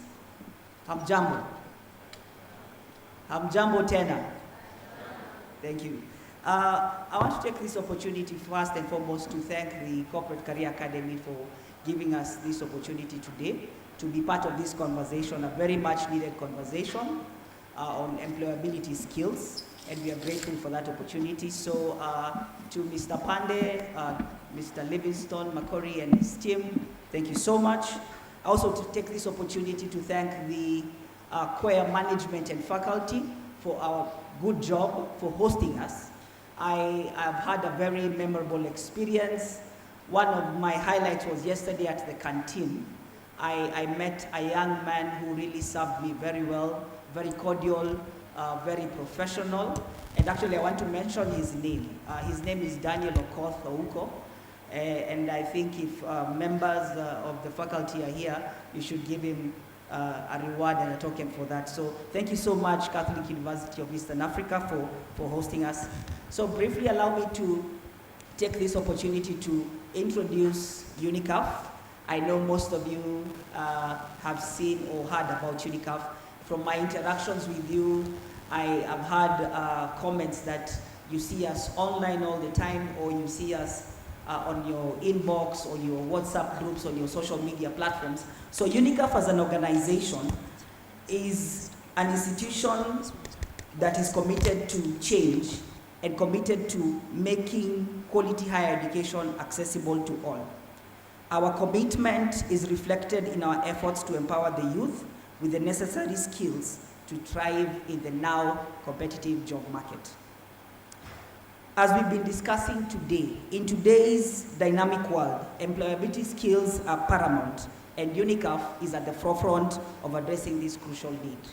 How do we do that? For instance, our professional development courses focus on enhancing critical thinking, communication, and problem-solving skills. We integrate real-world scenarios and industry-relevant projects into our curriculum. As we strive and continue to bridge the gap between education and employability, UNICAF continues to invest in innovative approaches and resources that prepare students for the demands of the professional world. How do we do this? We do this through mentorship programs For example, just recently we had a webinar, joint webinar with CCA, and we were discussing on 21st century skills that are needed in our current job market. And we had as our speaker a well-able certified career analyst, Jen Gikonyo, who was part of this summit. And so we also do that by providing internships for young people who want to be able to come and understand how the job market works. And of course, we are partnering with industry leaders and organizations. And one example is that we partnered with CCA and many other organizations as we move on. At the core of UNICAF's value proposition are a couple of things. One, we're talking about affordability. When we talk about affordability at UNICAF, because of the scholarship element, you get to pay at the fraction of the actual cost of the program that you are intending to do. Another element is our flexibility. Not only do we have flexibility of payment, but you also have flexibility of study. So that is an important value that we feel that we're offering in the market. Accessibility, meaning that you can study from anywhere, from any gadget, from any place at your own time. And then credibility, which we normally say our commitment to credibility is underscored by the fact that we are licensed and recognized by the Commission of University Education, that is in Kenya. And furthermore, we hold full accreditation from the British Accreditation Council, which is one of the oldest private independent bodies accrediting universities and private universities across the globe. Our programs are very flexible and designed to ensure that learners can balance their education with other commitments. That's very crucial for us. As it has always been said, work-life balance. For us, what you are saying is it's now education, work, and life balance. So the highlight today of our participation is to announce a collaboration with the Corporate Career Academy. Through this collaboration, UNICAF is pleased to offer an 80% scholarship discount. I think that's a good place to clap. Thank you, thank you. Through this collaboration, students, alumni, and professionals can access quality education at the fraction of the actual cost. This partnership is a testament to our shared vision of empowering the youth with skills and knowledge they need to succeed in an ever-evolving job market. In conclusion, I would like to express my gratitude to each one of you for being part of this important conversation. Special thanks to CCA and COEA for hosting us. And so together, let us continue to bridge the gap between education and employability, empowering the youth to excel in their careers and contribute meaningfully to the development of our nations. So thank you so much. As I conclude, I would ask the technical team to cue a very short video that I want to share with you as we move forward. Asanteni sana. UNICAF is offering $1 million worth of scholarships for you to study online at one of the leading providers of online quality higher education in Africa. Earn an internationally recognized bachelor's, master's, or doctoral degree from one of UNICAF's partner universities. The University of East London, voted one of the best modern universities in the UK. Liverpool Uongozi University, the fourth best university in the UK.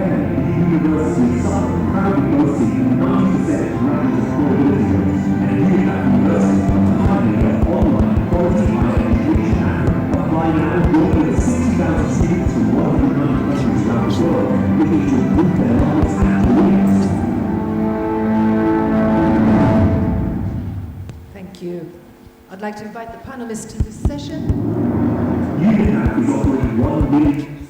I'd like to invite the 5 panelists to this session, the 4 panelists to this session, and the moderator. Grace Matu. Is Grace with us? Karibu Grace. Grace is an HR advisor, a talent management expert, and she will be speaking around the space of branding, personal branding. Alvin Wanyoike from Strathmore University, from the department that deals with small business development. Alvin, Karibu.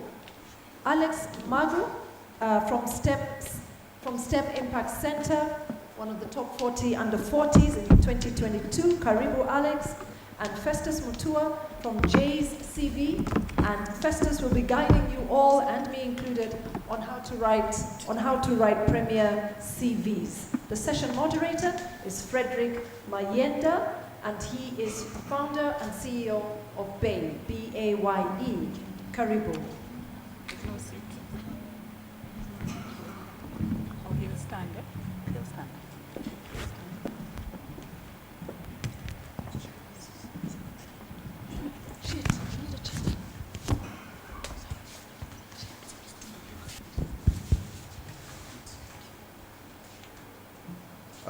Ladies and gentlemen, good evening.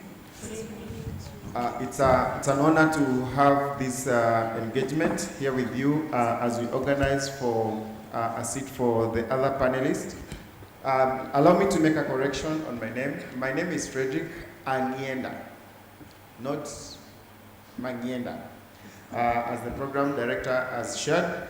So glad to host our dear panelists here who are going to give us an in-depth discussion on the inclusive opportunity for the youth based on their own experiences and the elements that we need to understand about the opportunities that exists out there. So let's get it right on. I will give the first opportunity to our dear Alvin Wanyoike to give us a conversation around the on-campus innovation hubs and what it is that it means to you as students and the guys that are still within campus and exploring the space of innovation. So over to you, Alvin. Please go ahead.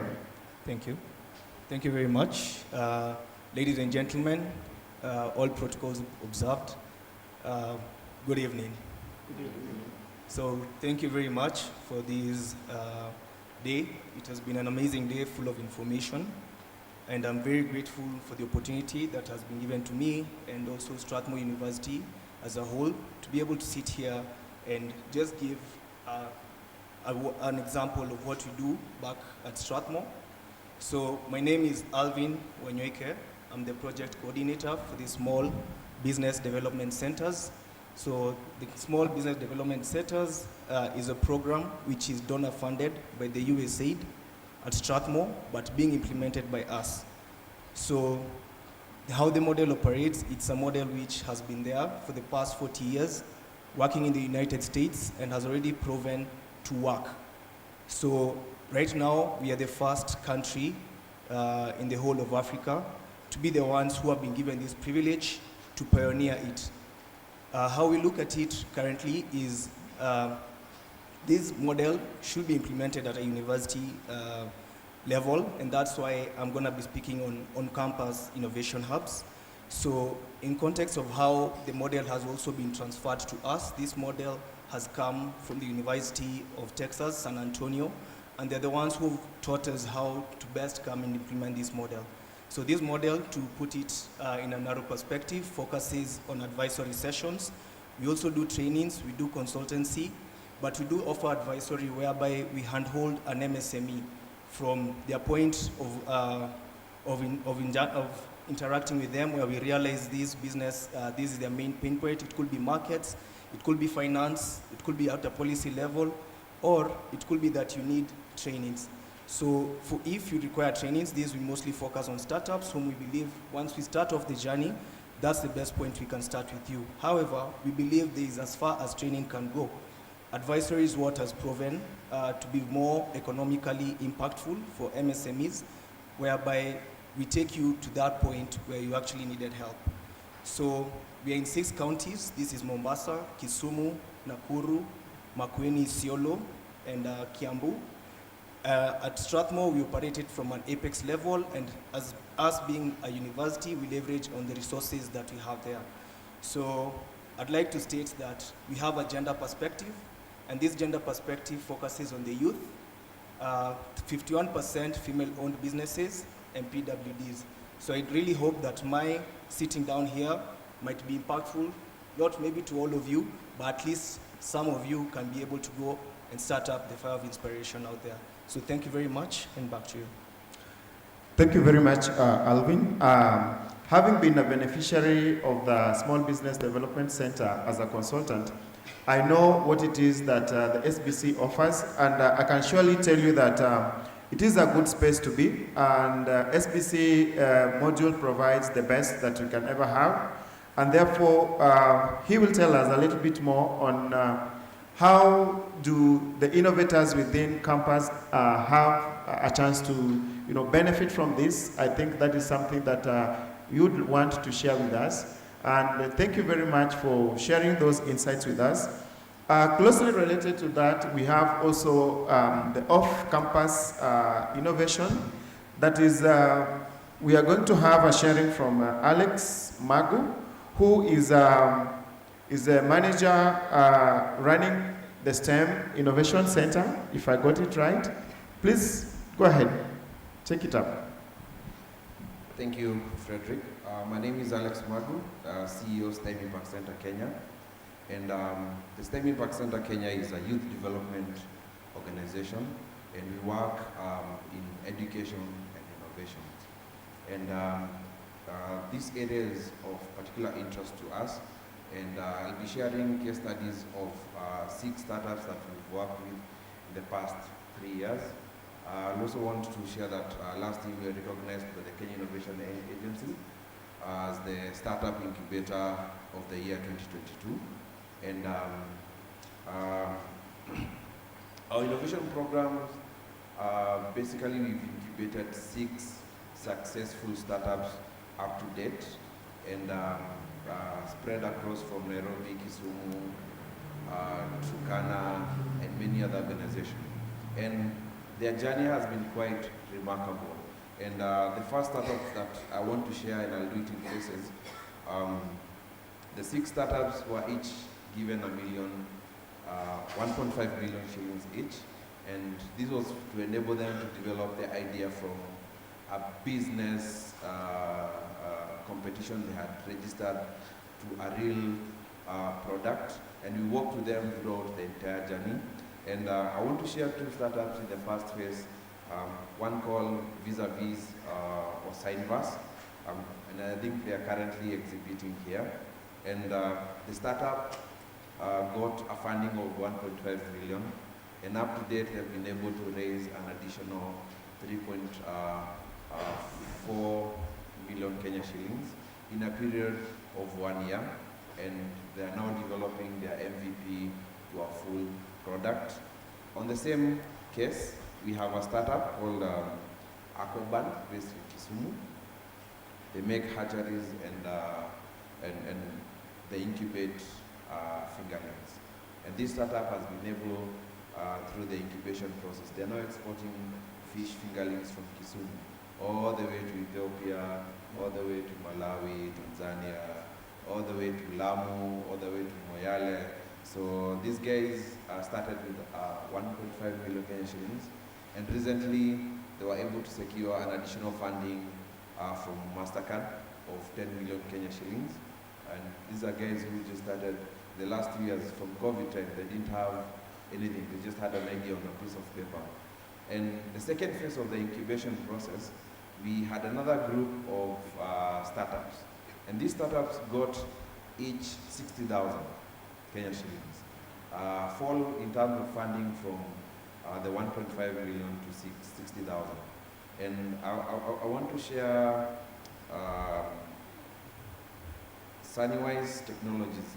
If you look them up, they've made an innovative toilet. And we know in our country, sanitation is a big issue, especially here in Nairobi. So Sunnywise have come up with an innovative toilet. They talked with the likes of Bill Gates. In fact, when Bill Gates came to Kenya, he was among the first people he met with, a group of young people in Kisumu. They got funding of 60,000 at the initial phase. They were able to get an additional 1 million from UNICEF, and currently they have just secured a 10 million shilling funding from USA to come up with the innovative toilet. And mind you, they also in talks with the likes of Bill Gates.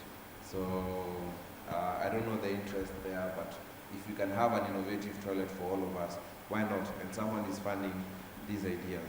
So these are just bad examples of startups that have started, and when we worked with them through all the journey, they were just ideas on a piece of paper. They submitted an idea on a business competition. They were selected based on the ideas and the scalability and the kind of solution they are coming up with. So we work with them in a journey of deliverables and milestones that each one of them has to be able. So, and you realize I've not given examples of each and every organization. Some have come, some have gone. But you as a young person would want to encourage you. What are some of those ideas you think that are viable? We most often overlook. Who knew that we can innovate around a toilet? Yeah? Until these guys came up and they have an innovation solution and they're getting funding to eat. Who knew we can export fingerlings? Small fish. That if you're in Kiambu and want to put fish, call up, but hey, I need like 50. They process them and they send them. So these are some of the opportunities that we're here sharing as STEM Impact Center Kenya. And of course, we come with development partners who assist us to incubate these young startups. So with this, I think I want to hand back to our moderator. Thank you. Thank you very much, Alex. I think there could be a quick question that comes to mind, especially for the students, is how can we be part of this process? Because from my understanding, I believe that what you are doing at STEM is much more than just an incubation, because the level of funding, the innovations are attracting is massive. And therefore, I know there are a few questions that would come into it, that even for the on-campus innovation, how can the two tap into one another and co-create together in terms of scaling the innovations from within campus moving out? I think that is a conversation that we would want to hear and maybe get comments on. Band Aquaculture, located in Nyalenda, somewhere there, in the slum settlement of Nyalenda, you'd be interested to know how they made the connection and how they became part of the STEM program. Thank you very much for that contribution, Alex. Now, we want to switch gears a little bit and move to Grace. Welcome. Tell us something a little bit more about personal branding. Maybe it's out of the branding and getting out there that has given these guys an opportunity to pitch and attract such kind of investment on the innovation. Please go ahead. Thank you. My name is Grace Matthew. I'm a HR advisor in charge of talent management, but besides that, I'm an image and etiquette coach because I am passionate about helping people be known for something, because we are living in a very competitive world. Right now you're in campus and 1,000 of other students like yourself are in another campus. How many campuses are in this country? You will all be graduating to compete for the same opportunities. So ask your neighbor, what are you known for? What makes you unique? What will make your name pop out in a boardroom full of opportunities? What will make your name be mentioned in a boardroom full of opportunities? All these people, my panelists here, are talking about opportunities. Those opportunities are not as many as we are, which means the opportunities are less than the people. So for you to stand out and be selected for this opportunity, there has to be something that makes you unique, something that makes you stand out. And so today I want to prepare you and tell you that the world outside there is very competitive. If you have to make it, you will need to stand out, you need to be different, you have to be able to articulate what is your value proposition, what is it that you're bringing to the table, because outside there people are looking at your performance, yes, but they're also looking at your image and they also want to hear your exposure. How exposed are you? So most of you will be graduating with, is it a master's in or a degree in law? You'll be outside there competing for the same opportunities. What will make someone want to hire you as Mark compared to another list that has Paul, Alice, Jane, and say, I want to work with Mark. Let me give it a try with Mark. So I'm all about helping people package themselves for the job market, because outside there it's more than just papers. You need to be book smart, that is why you're in the university you're in, but you also need to be street smart, and you also need to be people smart. So that is how I work with individuals to help them be well packaged for the opportunities that are outside there. So I want to believe, and I know someone from JCVs will be talking about your CV, which is a very important tool of packaging yourself. But besides that, how is your wardrobe? How do you dress? Do you have a personal brand statement today? If you're told to stand and say something about yourself, who are you? What will you say? In the morning when Honorable Ababu Namwamba was here, people walked out with opportunities because of the way they packaged themselves, because of the way they spoke. Those people's lives may never be the same again, just because of one opportunity they had today and they were well prepared for it. So do you have a personal brand statement? How many of you are on LinkedIn? How many of you have a CV? How many of you have an elevator speech or an elevator pitch today? That if you meet someone who has an opportunity for you, you're able to sell yourself very fast. Like to these people here that are saying they have money, they just need you to come with opportunities for you to be funded. If they give you 2 minutes to talk about yourself and sell your idea, what will you say? Do you have an elevator pitch? That is what I help individuals do. Thank you very much. Thank you very much, Grace, for that insight. Speaking about value proposition and pitching, maybe we would give, I know later towards the end of it, we'll have an opportunity to listen to a few, maybe 2 pitches from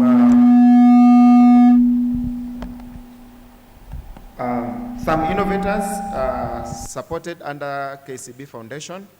And that calls to book to our dear students here that what is our level of preparedness in terms of visibility?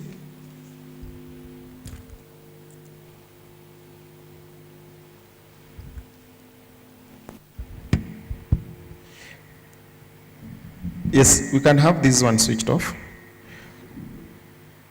Thank you. What is our level of preparedness in terms of pitching? When you are invited for an interview and you're asked, what are you bringing to the table? What is it that you're bringing to the organization that we should consider giving you the job? The big question normally comes, will the question come and find you blank, or question will find you well prepared with your value proposition? You have understood the organization and the company very well, that you are willing to meet the gaps that you've already identified, you've done your background check, and clearly understood the pain points the company is facing. Are you going in as a problem solver, or you're just going to learn on the job? So thank you very much, Grace, for those insights. I believe we'll have a moment to just reflect on what is it that we need to do in terms of our level of preparedness as the young people, either who are looking for employment opportunities or who have a solution in terms of an innovation and want to explore the entrepreneurship journey. Thank you very much. You mentioned about CV and packaging of CV. And we are here to listen to our dear brother Festus, just to give us a snapshot of what it takes to have a CV that will make the potential employer want to listen to you and call you for an interview. So how do you package yourself? So Festus, sorry. Go ahead. Thank you very much. My name is Festus Mutua. I'm here to represent my CEO, that is Jairus Walemba. I work for JCVs. At JCVs, I'm the lead HR and a CV expert. So I'd like first to ask you, do you have a CV? Yes, I can hear some yes and some no. How is your CV? Reason being, I would like to say this. Some of us don't get to the shortlist folder, not because we don't have the skills or the qualifications required, but because we have not well packaged the CV in such a way the recruiter can easily spot your qualifications and skills. The other reason as to why you should have a good CV is because we are in the technology era, and most of the companies have adopted something we call the ATS, Applicant Tracking System. What is that?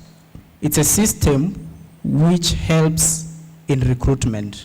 So how does this system help in recruitment?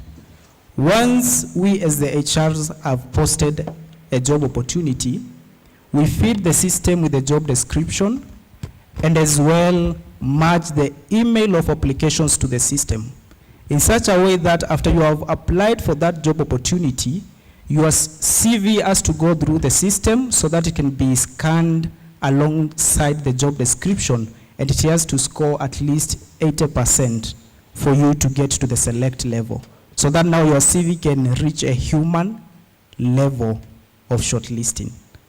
So those are some of the two, not the only reasons as to why you should have a good CV, but some of the reasons as to why you should have a good CV. So I will be unfair if I leave it at that point and not give you a brief guideline of how you should package your CV. So a good CV should have the following. I'll give you just a guideline. Your name, contact details. When I talk about contact details, it's your telephone number and your email address. After that, you should have a section for professional summary. That is a brief summary of who is Festus professionally. After that, you can have another section for major highlights. It depends whether you have made career milestones. Do you have any achievements you have achieved? Do you have any projects you have spearheaded or led? You should have them highlighted under major highlights. After that, you should have a column for your academic qualifications. Highlight them from the latest one up to your high school level. The reason I'm saying up to your high school level is because I don't know if you have realized in most of the interviews you have attended, they only request you to provide your Kenya Certificate of Secondary Education certificate and any other certificates you have earned after that. So that means in the recruitment space, things have changed. We are coming to a level whereby now holding only the Kenya Certificate of Secondary Education will not be a guarantee for a formal job in Kenya. In the past few years, we used to talk about KCPE. Right now, it's KCSE, the minimum requirement. So that's a personal challenge to you. So you should highlight your academics, then mention the course you have undertaken, the institution at which you took that course, and your year of completion. After that, you should have another section for your areas of expertise. Sorry about that. Those are your key competencies. I always advise you measure on the technical skills. Technical skills. The skills which you have acquired over time in the course of performing your duties. Then after that, I'll now advise you have another section for work experience. Under the work experience, you need to have some order. That is, the work experience should be highlighted from your present work experience, your current work experience, flowing downwards to the very immediate first workplace you worked at after school. Under the work experience, we always advise you have at least the first 3 roles well outlined, enriched with content, and then you just mention the other roles. Reason being, your CV should be short and precise. After your work experience, I recommend you have another section for notable trainings. You have attended trainings or workshops or else summits like this one. You should have it on your CV. That shows how committed you are in your profession, in your career. So you should have a column for your notable trainings. After the notable trainings, I'm now finalizing. You have another column for your references. For the references, you provide the name, position, the company your referee works for, telephone number, and email. That is if they have given you their consent. Due to the data privacy issues, some of them do not want you to include their information on the CV. So if that's the case, you have the referees available upon request. So that's a structure, a simple structure of a well-packaged CV. So it's good to have a good CV and a well-packaged one. Then I would like to challenge you. After having that good CV, what are you doing with it? You can have a good CV and just keep it. Use that good CV to apply for jobs in line with your career. I'd like to give some bonuses. Some sources. Observe the naming of your CV. How do you name your CV? You find candidates have applied for jobs and they have just named their CV document. Doc X, something of that sort. So 5 of you have named your CV's document 1. The moment I'm shortlisting, probably all of you have the skills I need, the work experience I need, and I have shortlisted you to a folder. You are now giving me another work to start renaming your CV, so that I can be able now to start comparing who is Festus, who is Alex, who is Frederick, who is Grace, who is Esther. So I always advise, name your CV with your name. For example, Festus Mutua CV. The other thing, have page numbers and footnotes on your CV. Reason being, after we have downloaded the CVs, we might decide to keep hard copies. And maybe we'll be using those hard copies in future for some references. Maybe we consider you for a future opening. But now, once your CV does not have a foot name and a page number, maybe the papers might black out. And at some point, I might be missing 1 page of your CV. So it will be very difficult for the recruiter to locate the missing page. And you might end up missing an opportunity just because of that. So thank you very much. I think I've touched on key areas on CVs. Wow. Thank you very much. Thank you very much, Festus. I believe that is a very packed information. It is good to note that we are using now AI to do the initial screening and shortlisting. I don't know how many of us here already have CVs that would merit the 80% requirement. And maybe in the next phase or next round of conversation, we would want to know whether it is important to restructure your CV to fit a particular application. The one that you've had, you can always use it in every opportunity that you get. Maybe it's something that you'd want to share. And if I have, for example, a 15-page CV that requires to be compressed to 5 pages, what are some of the key areas that has to be focused on? Maybe that's a conversation that we would want to have in the next round. But I want to give our president a moment just to share with us more insights about studying abroad and the opportunities that we have at UNICAF. Welcome. So, thank you so much, moderator. I would want to say this, and this is what we do at UNICAF. Number one, we all know that education in Kenya and in Africa and around the world is very expensive, and that makes it very prohibitive in terms of accessing the education. So what we're doing at UNICAF is creating access to that education opportunity that you could not have simply because of the prohibitive costs. And we do that by creating an online platform where that learning takes place. So our studying abroad per se is not that we are taking you to a foreign country, so to speak, but we are bringing that opportunity to you where you sit in your country, for example, now in Kenya or in the East African region. And so you can be able to study, for example, with our partner universities in the UK. And what we're doing at UNICAF is this. Once you're studying with us, for example, you're studying with the University of East London in the UK, while you're studying here, you're of the same status, merit, value as someone who has gone to that actual institution, the in-person student. And that happens in the sense that once you're through with your academic journey on the online platform, UNICAF will offer you an opportunity to go to the actual university, the brick and mortar institution, for the actual graduation. And so the UNICAF platform enables you to have that opportunity that you would not necessarily have had. We're not saying that all of us are in that position. There are some of us who can be able to go to UK, USA and study, no problem. But probably for a large number, they cannot be able to do that. Another element is the scholarship element. UNICAF has partnered with various organizations across the globe. Many times you're asked this question, so why are you giving people money? Where are you getting that money in the first place?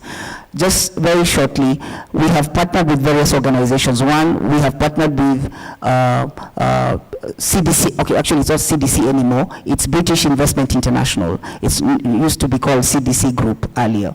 And so who are part of the people who are informing the scholarship resource.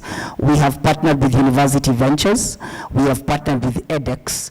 We also used to partner with Goldman Sachs. However, that is no longer the case. However, they are still part and parcel of our ecosystem. And so those, I would call them financial partners, inform the resource that enables us to be able to fund students in Africa, both at professional level and even at student level like we are right now. So I would want to present to you, check out what we are doing at UNICAF, and also check out what we are doing in terms of providing soft skills to young people, even at this stage. Like we have been discussing throughout the 2 days, at the university level, we're getting what I think it's Archie who was saying, the hardware. But out here, as you engage and involve yourself in such forums, you're getting the software. You're getting to learn the importance of soft skills. You're getting to learn the importance of the right attitude. You're getting to learn the importance of communication skills. You're getting to learn the importance of emotional intelligence. You know, how do you relate with people? So these are some of the things that we're also doing. And so I would encourage you to look into our platforms, both on our social media handles and even our website, and you can be able to get more on them. Same. Thank you very much, Samson. Indeed, it is important to consider being an all-rounder in terms of both soft skills and hard skills. You did mention about the 21st century skills required for us to be able to thrive. And the 80% scholarship offered to students, I think maybe you'll make a comment as we close. Alvin, Eric mentioned, Alex mentioned to us about the innovation under the incubation program. And within the campuses, I know we are trying to create ideas, ideate, develop prototypes and all that. Is there a way we can build a linkage between the on-campus and off-campus collaboration between the two, so that we see what we can harness from there? Okay, so, can you hear me?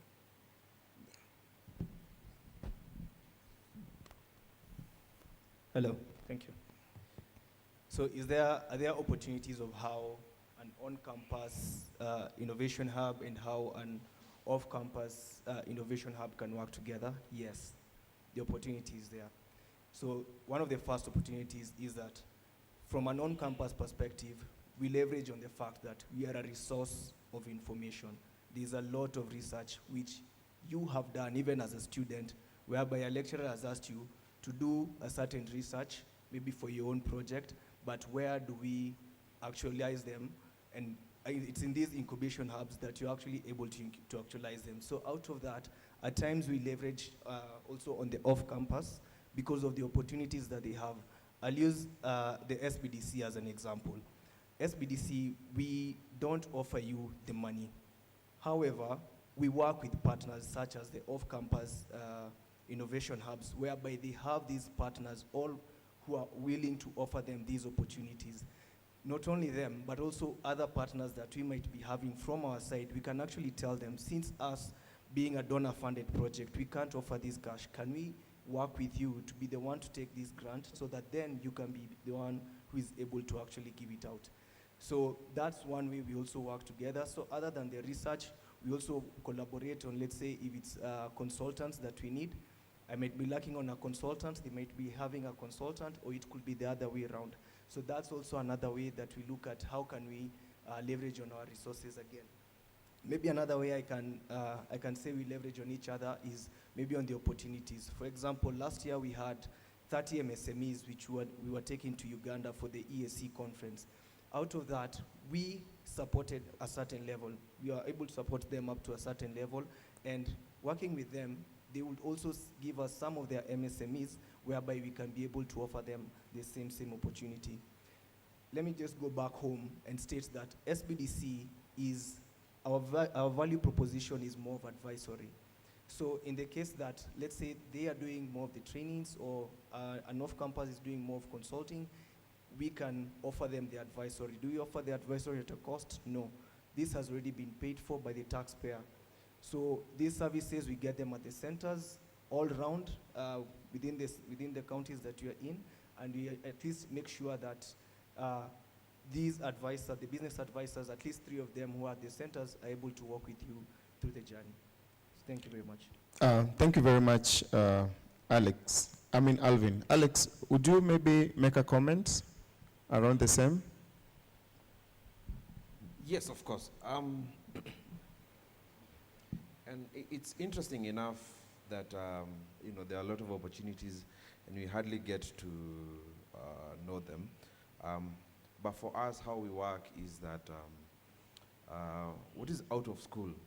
So, and our definition of out of school is someone who is of legal age and is done and has completed secondary school, such that you're able to get into, you're either in university, college, you've dropped out, you're just doing your business. So for us, we work with youth for as long as you have 18 years of age and you've met the legal requirements. So, and it's not a limit for you to be a student. But interestingly enough, from the 6 startups that I mentioned, we have a diverse background. Like the first startup I mentioned, vis-a-vis Signverse. So they are creating an AI-powered sign language app. And I can tell you those young men dropped out of university. Yeah? And they're making an AI-powered app such that if you need sign language services here, you'll only get to the app, speak, translate. If you have someone who needs, doesn't understand sign language, get to the app, put on the camera, sign, and you translate that either to speech or to text. So anyone can be an innovator. We all have an opportunity. So it's how do we get these resources and these opportunities out there and as young people, and how do you package your idea? And most of the times what you've seen is that a good idea will get investment. Yeah? So young people, you don't have to wait for the money to come. Get that idea rolling, give us case studies, trials, this is what I've done, this is where I want to be with this funding. Yeah. Thank you very much. How do we get to join the incubation program? So the incubation program, how we do it with the different partners. We do make a call for applications, which are yearly. So in our next call for application, you can apply. So you need to follow us on social media, STEM Impact Center Kenya, LinkedIn, Facebook, Twitter, everywhere, STEM Impact Center Kenya, where we share all those opportunities. And then you can also join our mailing list. So on our website, we have an email whereby you can subscribe to our mailing list. Yeah. Thank you very much for the additional information. Now, Grace, how do we get to stand out? And how do we get your services to be able to get there? Thank you. Allow me make this comment because I know there are many students here now who are wondering, how do I get to benefit from that amount of money? I think from a personal branding perspective, this could be your take home. I know you're wondering, how do I create a brand? Where do I even start? I want to invite you into an introspective journey where you ask yourself, what are your gifts? What are your talents? What are your passions? What is it that you do so well? You know you're gifted in that area, that you do it with so much passion and energy. Don't struggle. Don't go and have a sleepless night now trying to craft an idea, looking for it from all over. It's within you. Look within you for your interests, your passions, your talents. That is going to flow so easily that when you present your idea to Impact Center, you stand a better chance because it's something that is within you and it's something that you are gifted in that area. Besides that, I would like every person in this room to be able at every opportunity where there is a gathering like this, that you do not leave without having an opportunity to network with somebody who you feel could connect you to an opportunity in the future. People have been here 2 days from various walks of life. I am sure you have identified somebody who you feel is key to where you're headed in this life, in your career. Make sure you meet with them and pitch yourself, pitch who you are. Tell them who you are, what you do, and what makes you different. What do I mean? I will say I am Grace Matthew. That's who I am. What do I do? I'm a HR advisor, talent management. I'm also an image and etiquette coach. What makes you different?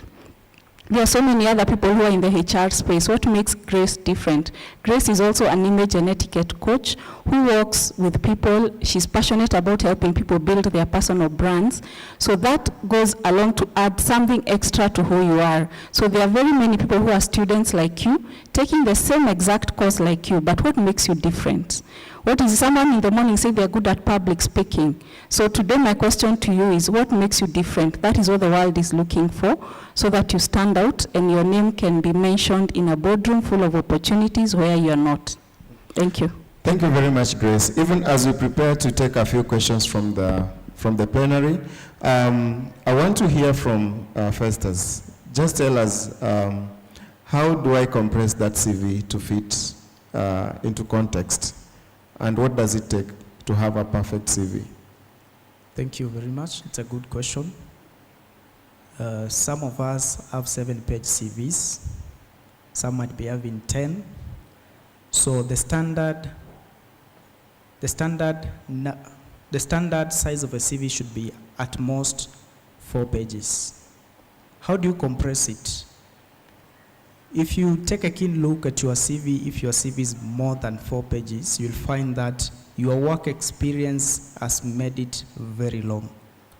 That's why I mentioned that you need to focus on the first 3 roles, and under the first 3 roles, capture the key duties and responsibilities. Some of the duties and responsibilities on your JD are just additionals, bonus, I'll say, like supporting administrative tasks, administrative support tasks. So capture the key responsibilities in your field and focus on the first 3 roles. I'm sure your CV will be short, will fit the 4 pages margin. If it's longer than that, please visit us. We'll help you. Thank you very much. I think I may be one of your clients very soon to try and compress my CV to have that perfect fit. We'll have just closing remarks, briefs from your end, but I would not exit this platform. I would not want to exit this platform without sharing with you a little bit about Buy Africa. Buy Africa, Buy is an acronym for Business Acceleration for Young Entrepreneurs. At Buy Africa, we are providing business development and advisory support, especially for ideas and startups and SMEs within the agri-food value chain. We have centers in Kisumu, Eldoret, and here in Nairobi, and we are working with young startups. Under our incubation programs, we have a number of entries that we do in a year. We normally have a standard of 3 cohorts. And part of what we do in the incubation program, we run with entrepreneurs for a period of not less than 6 months under the incubation program. But for the acceleration program, we run for a period of 6 months because these are high impact SMEs. and the kind of support they get, mentorship and coaching they get, is geared towards scaling their businesses. So it is important to note that, yes, Frederick is the CEO of Buy Africa, and also a board member at ASEC. ASEC is the Association of Startups and SMEs Enablers of Kenya. We are working together in that ecosystem to try and create employment opportunities for the youth and also to be good employers. So as we prepare to take a few questions, I don't know if we have any in the plenary. Any questions? Yes, we have the gentleman at the middle and the other one at the back, then the one behind the camera. So if we can provide the microphone so that we can get the questions.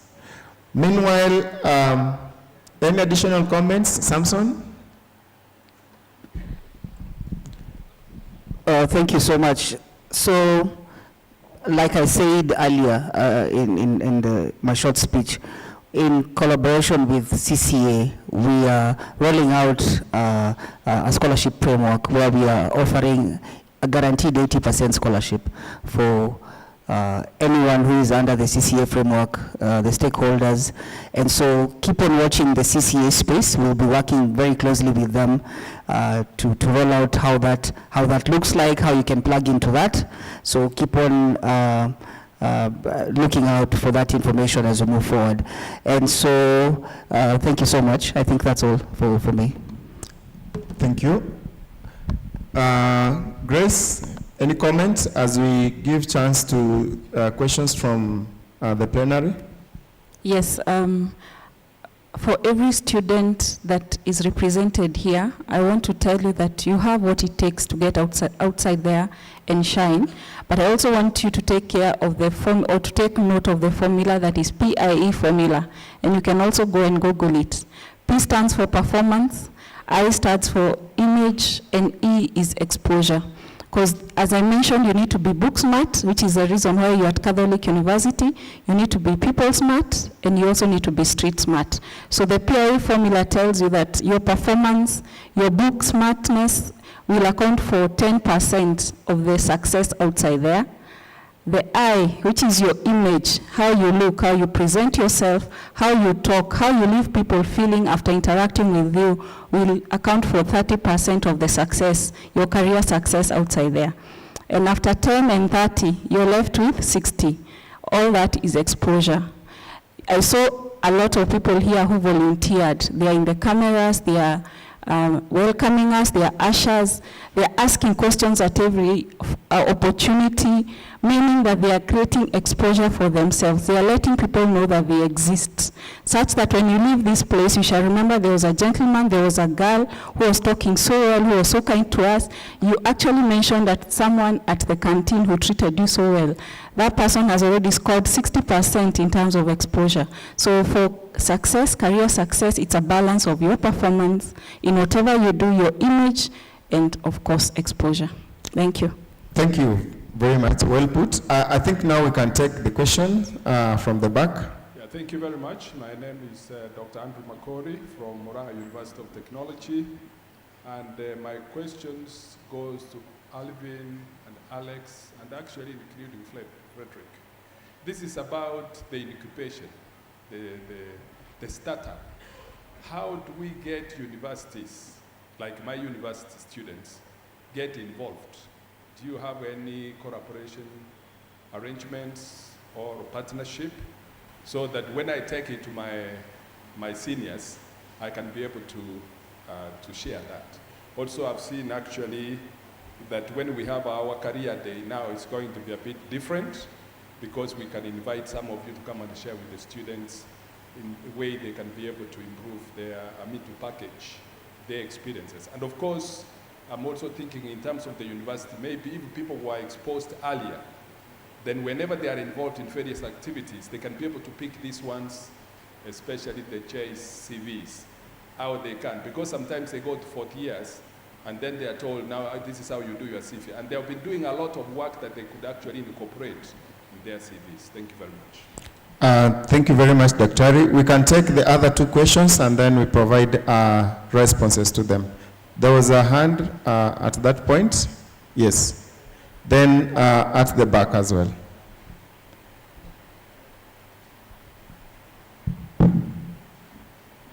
Okay. Panelists, moderator, and the students, good afternoon. All protocol observed. My name is Stephen Tipo from African Nazarene University. Currently, I'm a fourth-year student pursuing bachelor's in computer science. My question today will go directly to Alex and Mr. Alvin. As a young innovator and mostly entrepreneur in future, I would like to ask, what are the measures that your organizations are taking to ensure that young innovators get direct benefit from their innovations when their innovations have reached the threshold or have reached a point whereby it has become a fully funded venture or something stable? Thank you. Thank you very much for the question to Alvin and Alex. We have the two gentlemen at the back.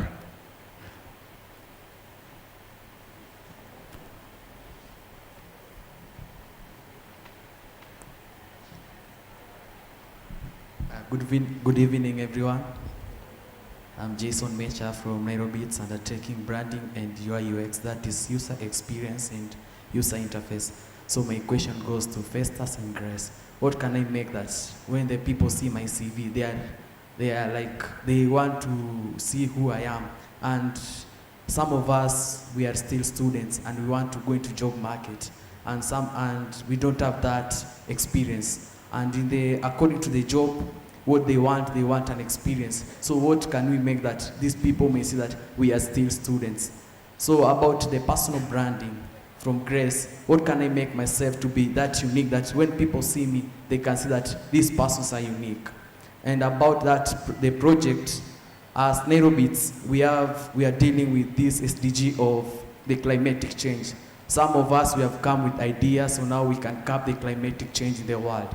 And we don't have that fund. How can we have that fund so that we may be able to present our project to the world? Thank you all. Thank you very much. We can have the last. Yes.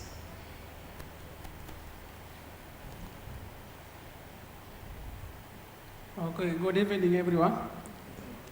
I'm Tony Odundo. Okay, so my question goes, okay, in your CV, you are applying for a job, not in the area of specialization, but you are applying for a different job, but in the work experience, maybe you are a teacher or you are in another area. But in the work experience, it's all containing about the duties of administrator, that is the principal, or a mere teacher. But now you are applying for a computer science which you are not well conversant with. How can you rewrite your CV so that you switch that job that you want? Because nowadays you don't apply for the exactly that job that we have, and we are undergoing. That is. Thank you very much for that question. I know teachers who have turned to be bank managers, and that is not basically their primary area of training, but they're thriving. So the question to Alex, to Festus and Grace is, how do you re-engineer your CV to be able to meet all that? So I want to start by responding to Daktari's question, then I'll give Alex and the opportunity also to contribute. I want to mention about what we do at Buy Africa, giving an example of our partnership with Masinde Muliro University, where we are spearheading knowledge management and technology transfer, especially in partnership with the Faculty of Agriculture and Agribusiness, where we have quite a number of innovations that we are cascading down to the primary users In the field of production, we have arrangement and partnership, for example, with Masinde Muliro University, where we get students that have the skills, but we also provide opportunity for placement in the established, like an apprenticeships kind of an arrangement, for them to also have an opportunity to learn hands-on experience. So it's an element of connecting the learnings from the classroom and the reality in the field, and also trying to build them also become independent investors and entrepreneurs in future. So I think, Alex, maybe you can also give your contribution to this, then Alvin will conclude. Thank you, Frederick. The question asked by Dr. Makori, how do we get into universities? And actually, we are looking for you, universities. And unfortunately, sometimes we get into the wrong hands, mismanaged, the information doesn't, or normal red tapes. But we will wish that we spread this knowledge. It's a key resource that we need to get to young people. And at the same time, we are open to joint collaborations to run or to participate in the either design of incubation programs or in the implementation. So be it Quer, be it Murang'a University or any other place, yes, we will be interested to work with you. Secondly, we can share our own database, because the resource we have, Strathmore have, so these are things that we need to tap in, maybe probably have a community of practice on this. And I think with ASEC, why don't you take up that, Right. You're Right. all over, so, and universities are spread out. So if you can have a community of practice on incubation, so that we don't have to keep on reinventing the wheel. So we do the same things together. And a comment on Steve Biko's question. How do we ensure that young people get a direct benefit on the innovations? So what we do at STEM Impact Center, all those innovations and all those startups that I have mentioned, we don't take equity at all. It is up to the young people to take up all the funding, to get their business ideas ready and implement. For us, we'll accelerate your growth. We will work with you, and what we do is that we get the funding, and we talk to different development partners, the MasterCard, the USAID, UNICEF, and they give us the funding. And what we'll do will be an implementing partner together with you. And you get the maximum benefit of all your innovations. 100% of your company, not a share less for us. So that's how we implement our incubation process. Yeah.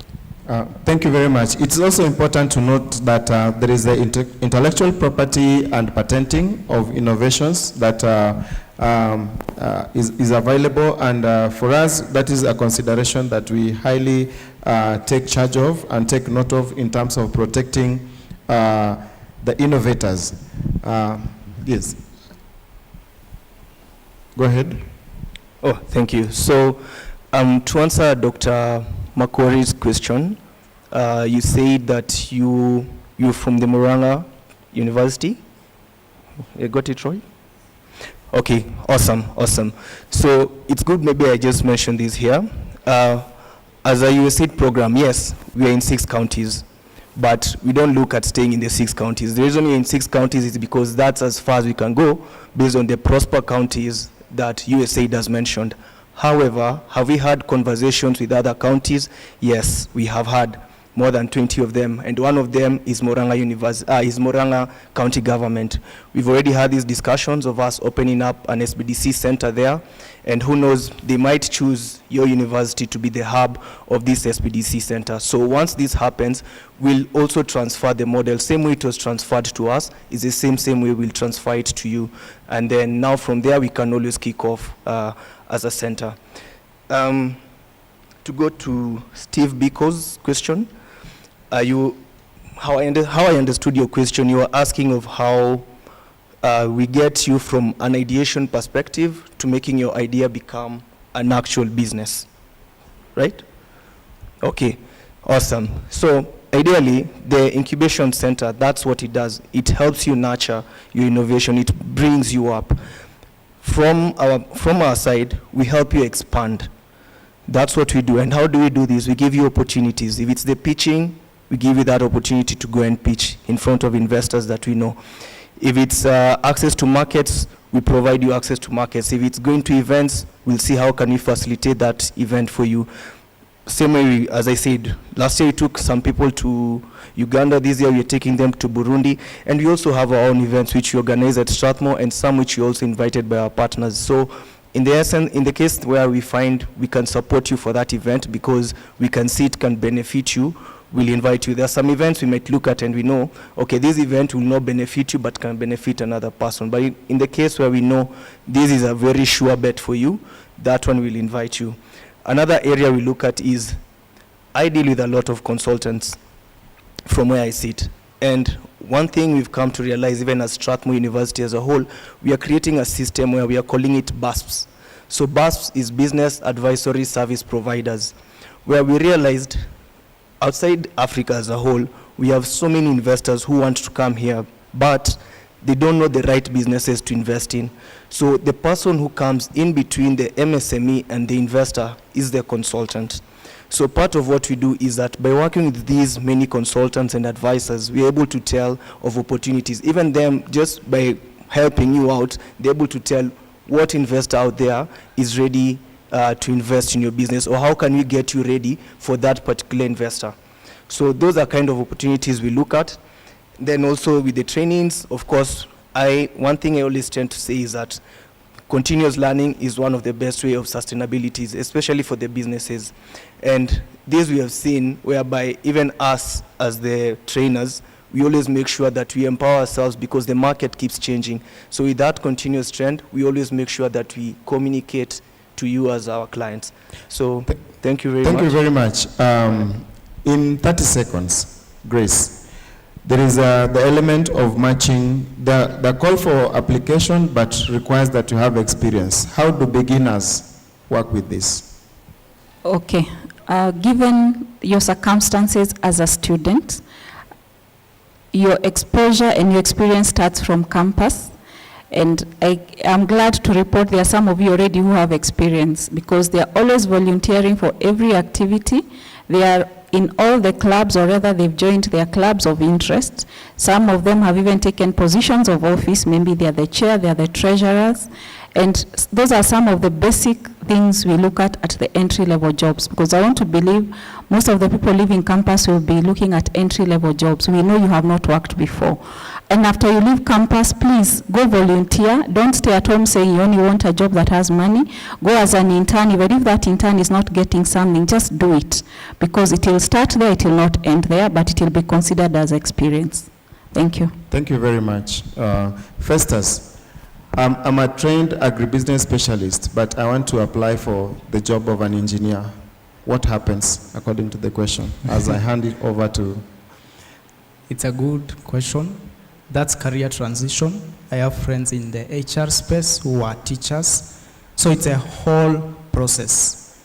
Once you have the desire to get into another field, it doesn't mean it happens overnight. There's a process.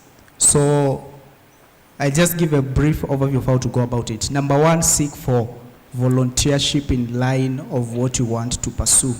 So you can go to your normal job and volunteer for at least 1 hour in a company in the evening. At the end of the day, you'll capture it as if you have worked for 1 year, but you have been working with them for 1 hour. The 1 hour itself makes a lot of difference because it gives you the hands-on experience with what is happening in that field. Now, with time, you'll be able to capture that experience on your CV because I want to believe 1 hour in a company is very crucial. You learn a lot. So it's a process. It's a career transition process. So if there is anyone who wants to transit, we do that. We help candidates transit. Just reach out to us. JCV is online. Thank you very much, Festus. I want to let's appreciate the panelists for And let's appreciate the plenary team for your contribution and having made the conversation very engaging. As we hand back, yes, go ahead please. Put your hands together for yourselves together and the team. Thank you very much. Back to you. Thank you so much. To our eminent panelists, thank you. That was a really robust session. It's almost like that session should have been on day one, session one. That was huge. Thank you so much to Strathmore, to Jays, to UNICAF, to Madame Grace on personal branding, and to Alex at STEM. Substantive information, we appreciate you, and of course the excellent moderation from Frederick. Thank you so much. You may take your leave. Thank you. Okay, ladies, gentlemen, it is 6:10, and this draws the end to the two-day session. Thank you so much for being with me for the last 2 days. I really appreciate your time, your interest. Certainly what the Corporate Career Academy has done, this is huge. Now this is their first Employability Summit. They're going to hold it every year around about this time of the year. We're going to find that the CCA is also going to try and go into different countries. Maybe Rwanda is up next, or Uganda, but certainly we are back in Kenya towards the end of next year. It's been an absolute pleasure hosting you. My name is Archie. Thank you so much. And as I leave you, some information about the evening. You're invited out the doors in the courtyard there near the cafeteria for a quick bite and drinks, and then back into this room in 20 minutes for the awards ceremony. Is that okay? I leave you with one quotation. Don't ask people who have never been where you're going for directions. Does it make sense? Sometimes mom is not the best person, sometimes dad is not the best person, sure, you know. Sometimes the lecturer is a bit confined in their way they want to express or think. Whatever it is, you know your direction. Ask the people who will get you there. You being here for 2 days is very much part of that journey. It's been a pleasure. I wish you a beautiful evening, and I hope I see you again same time next year at this or another campus. All the best. Asante.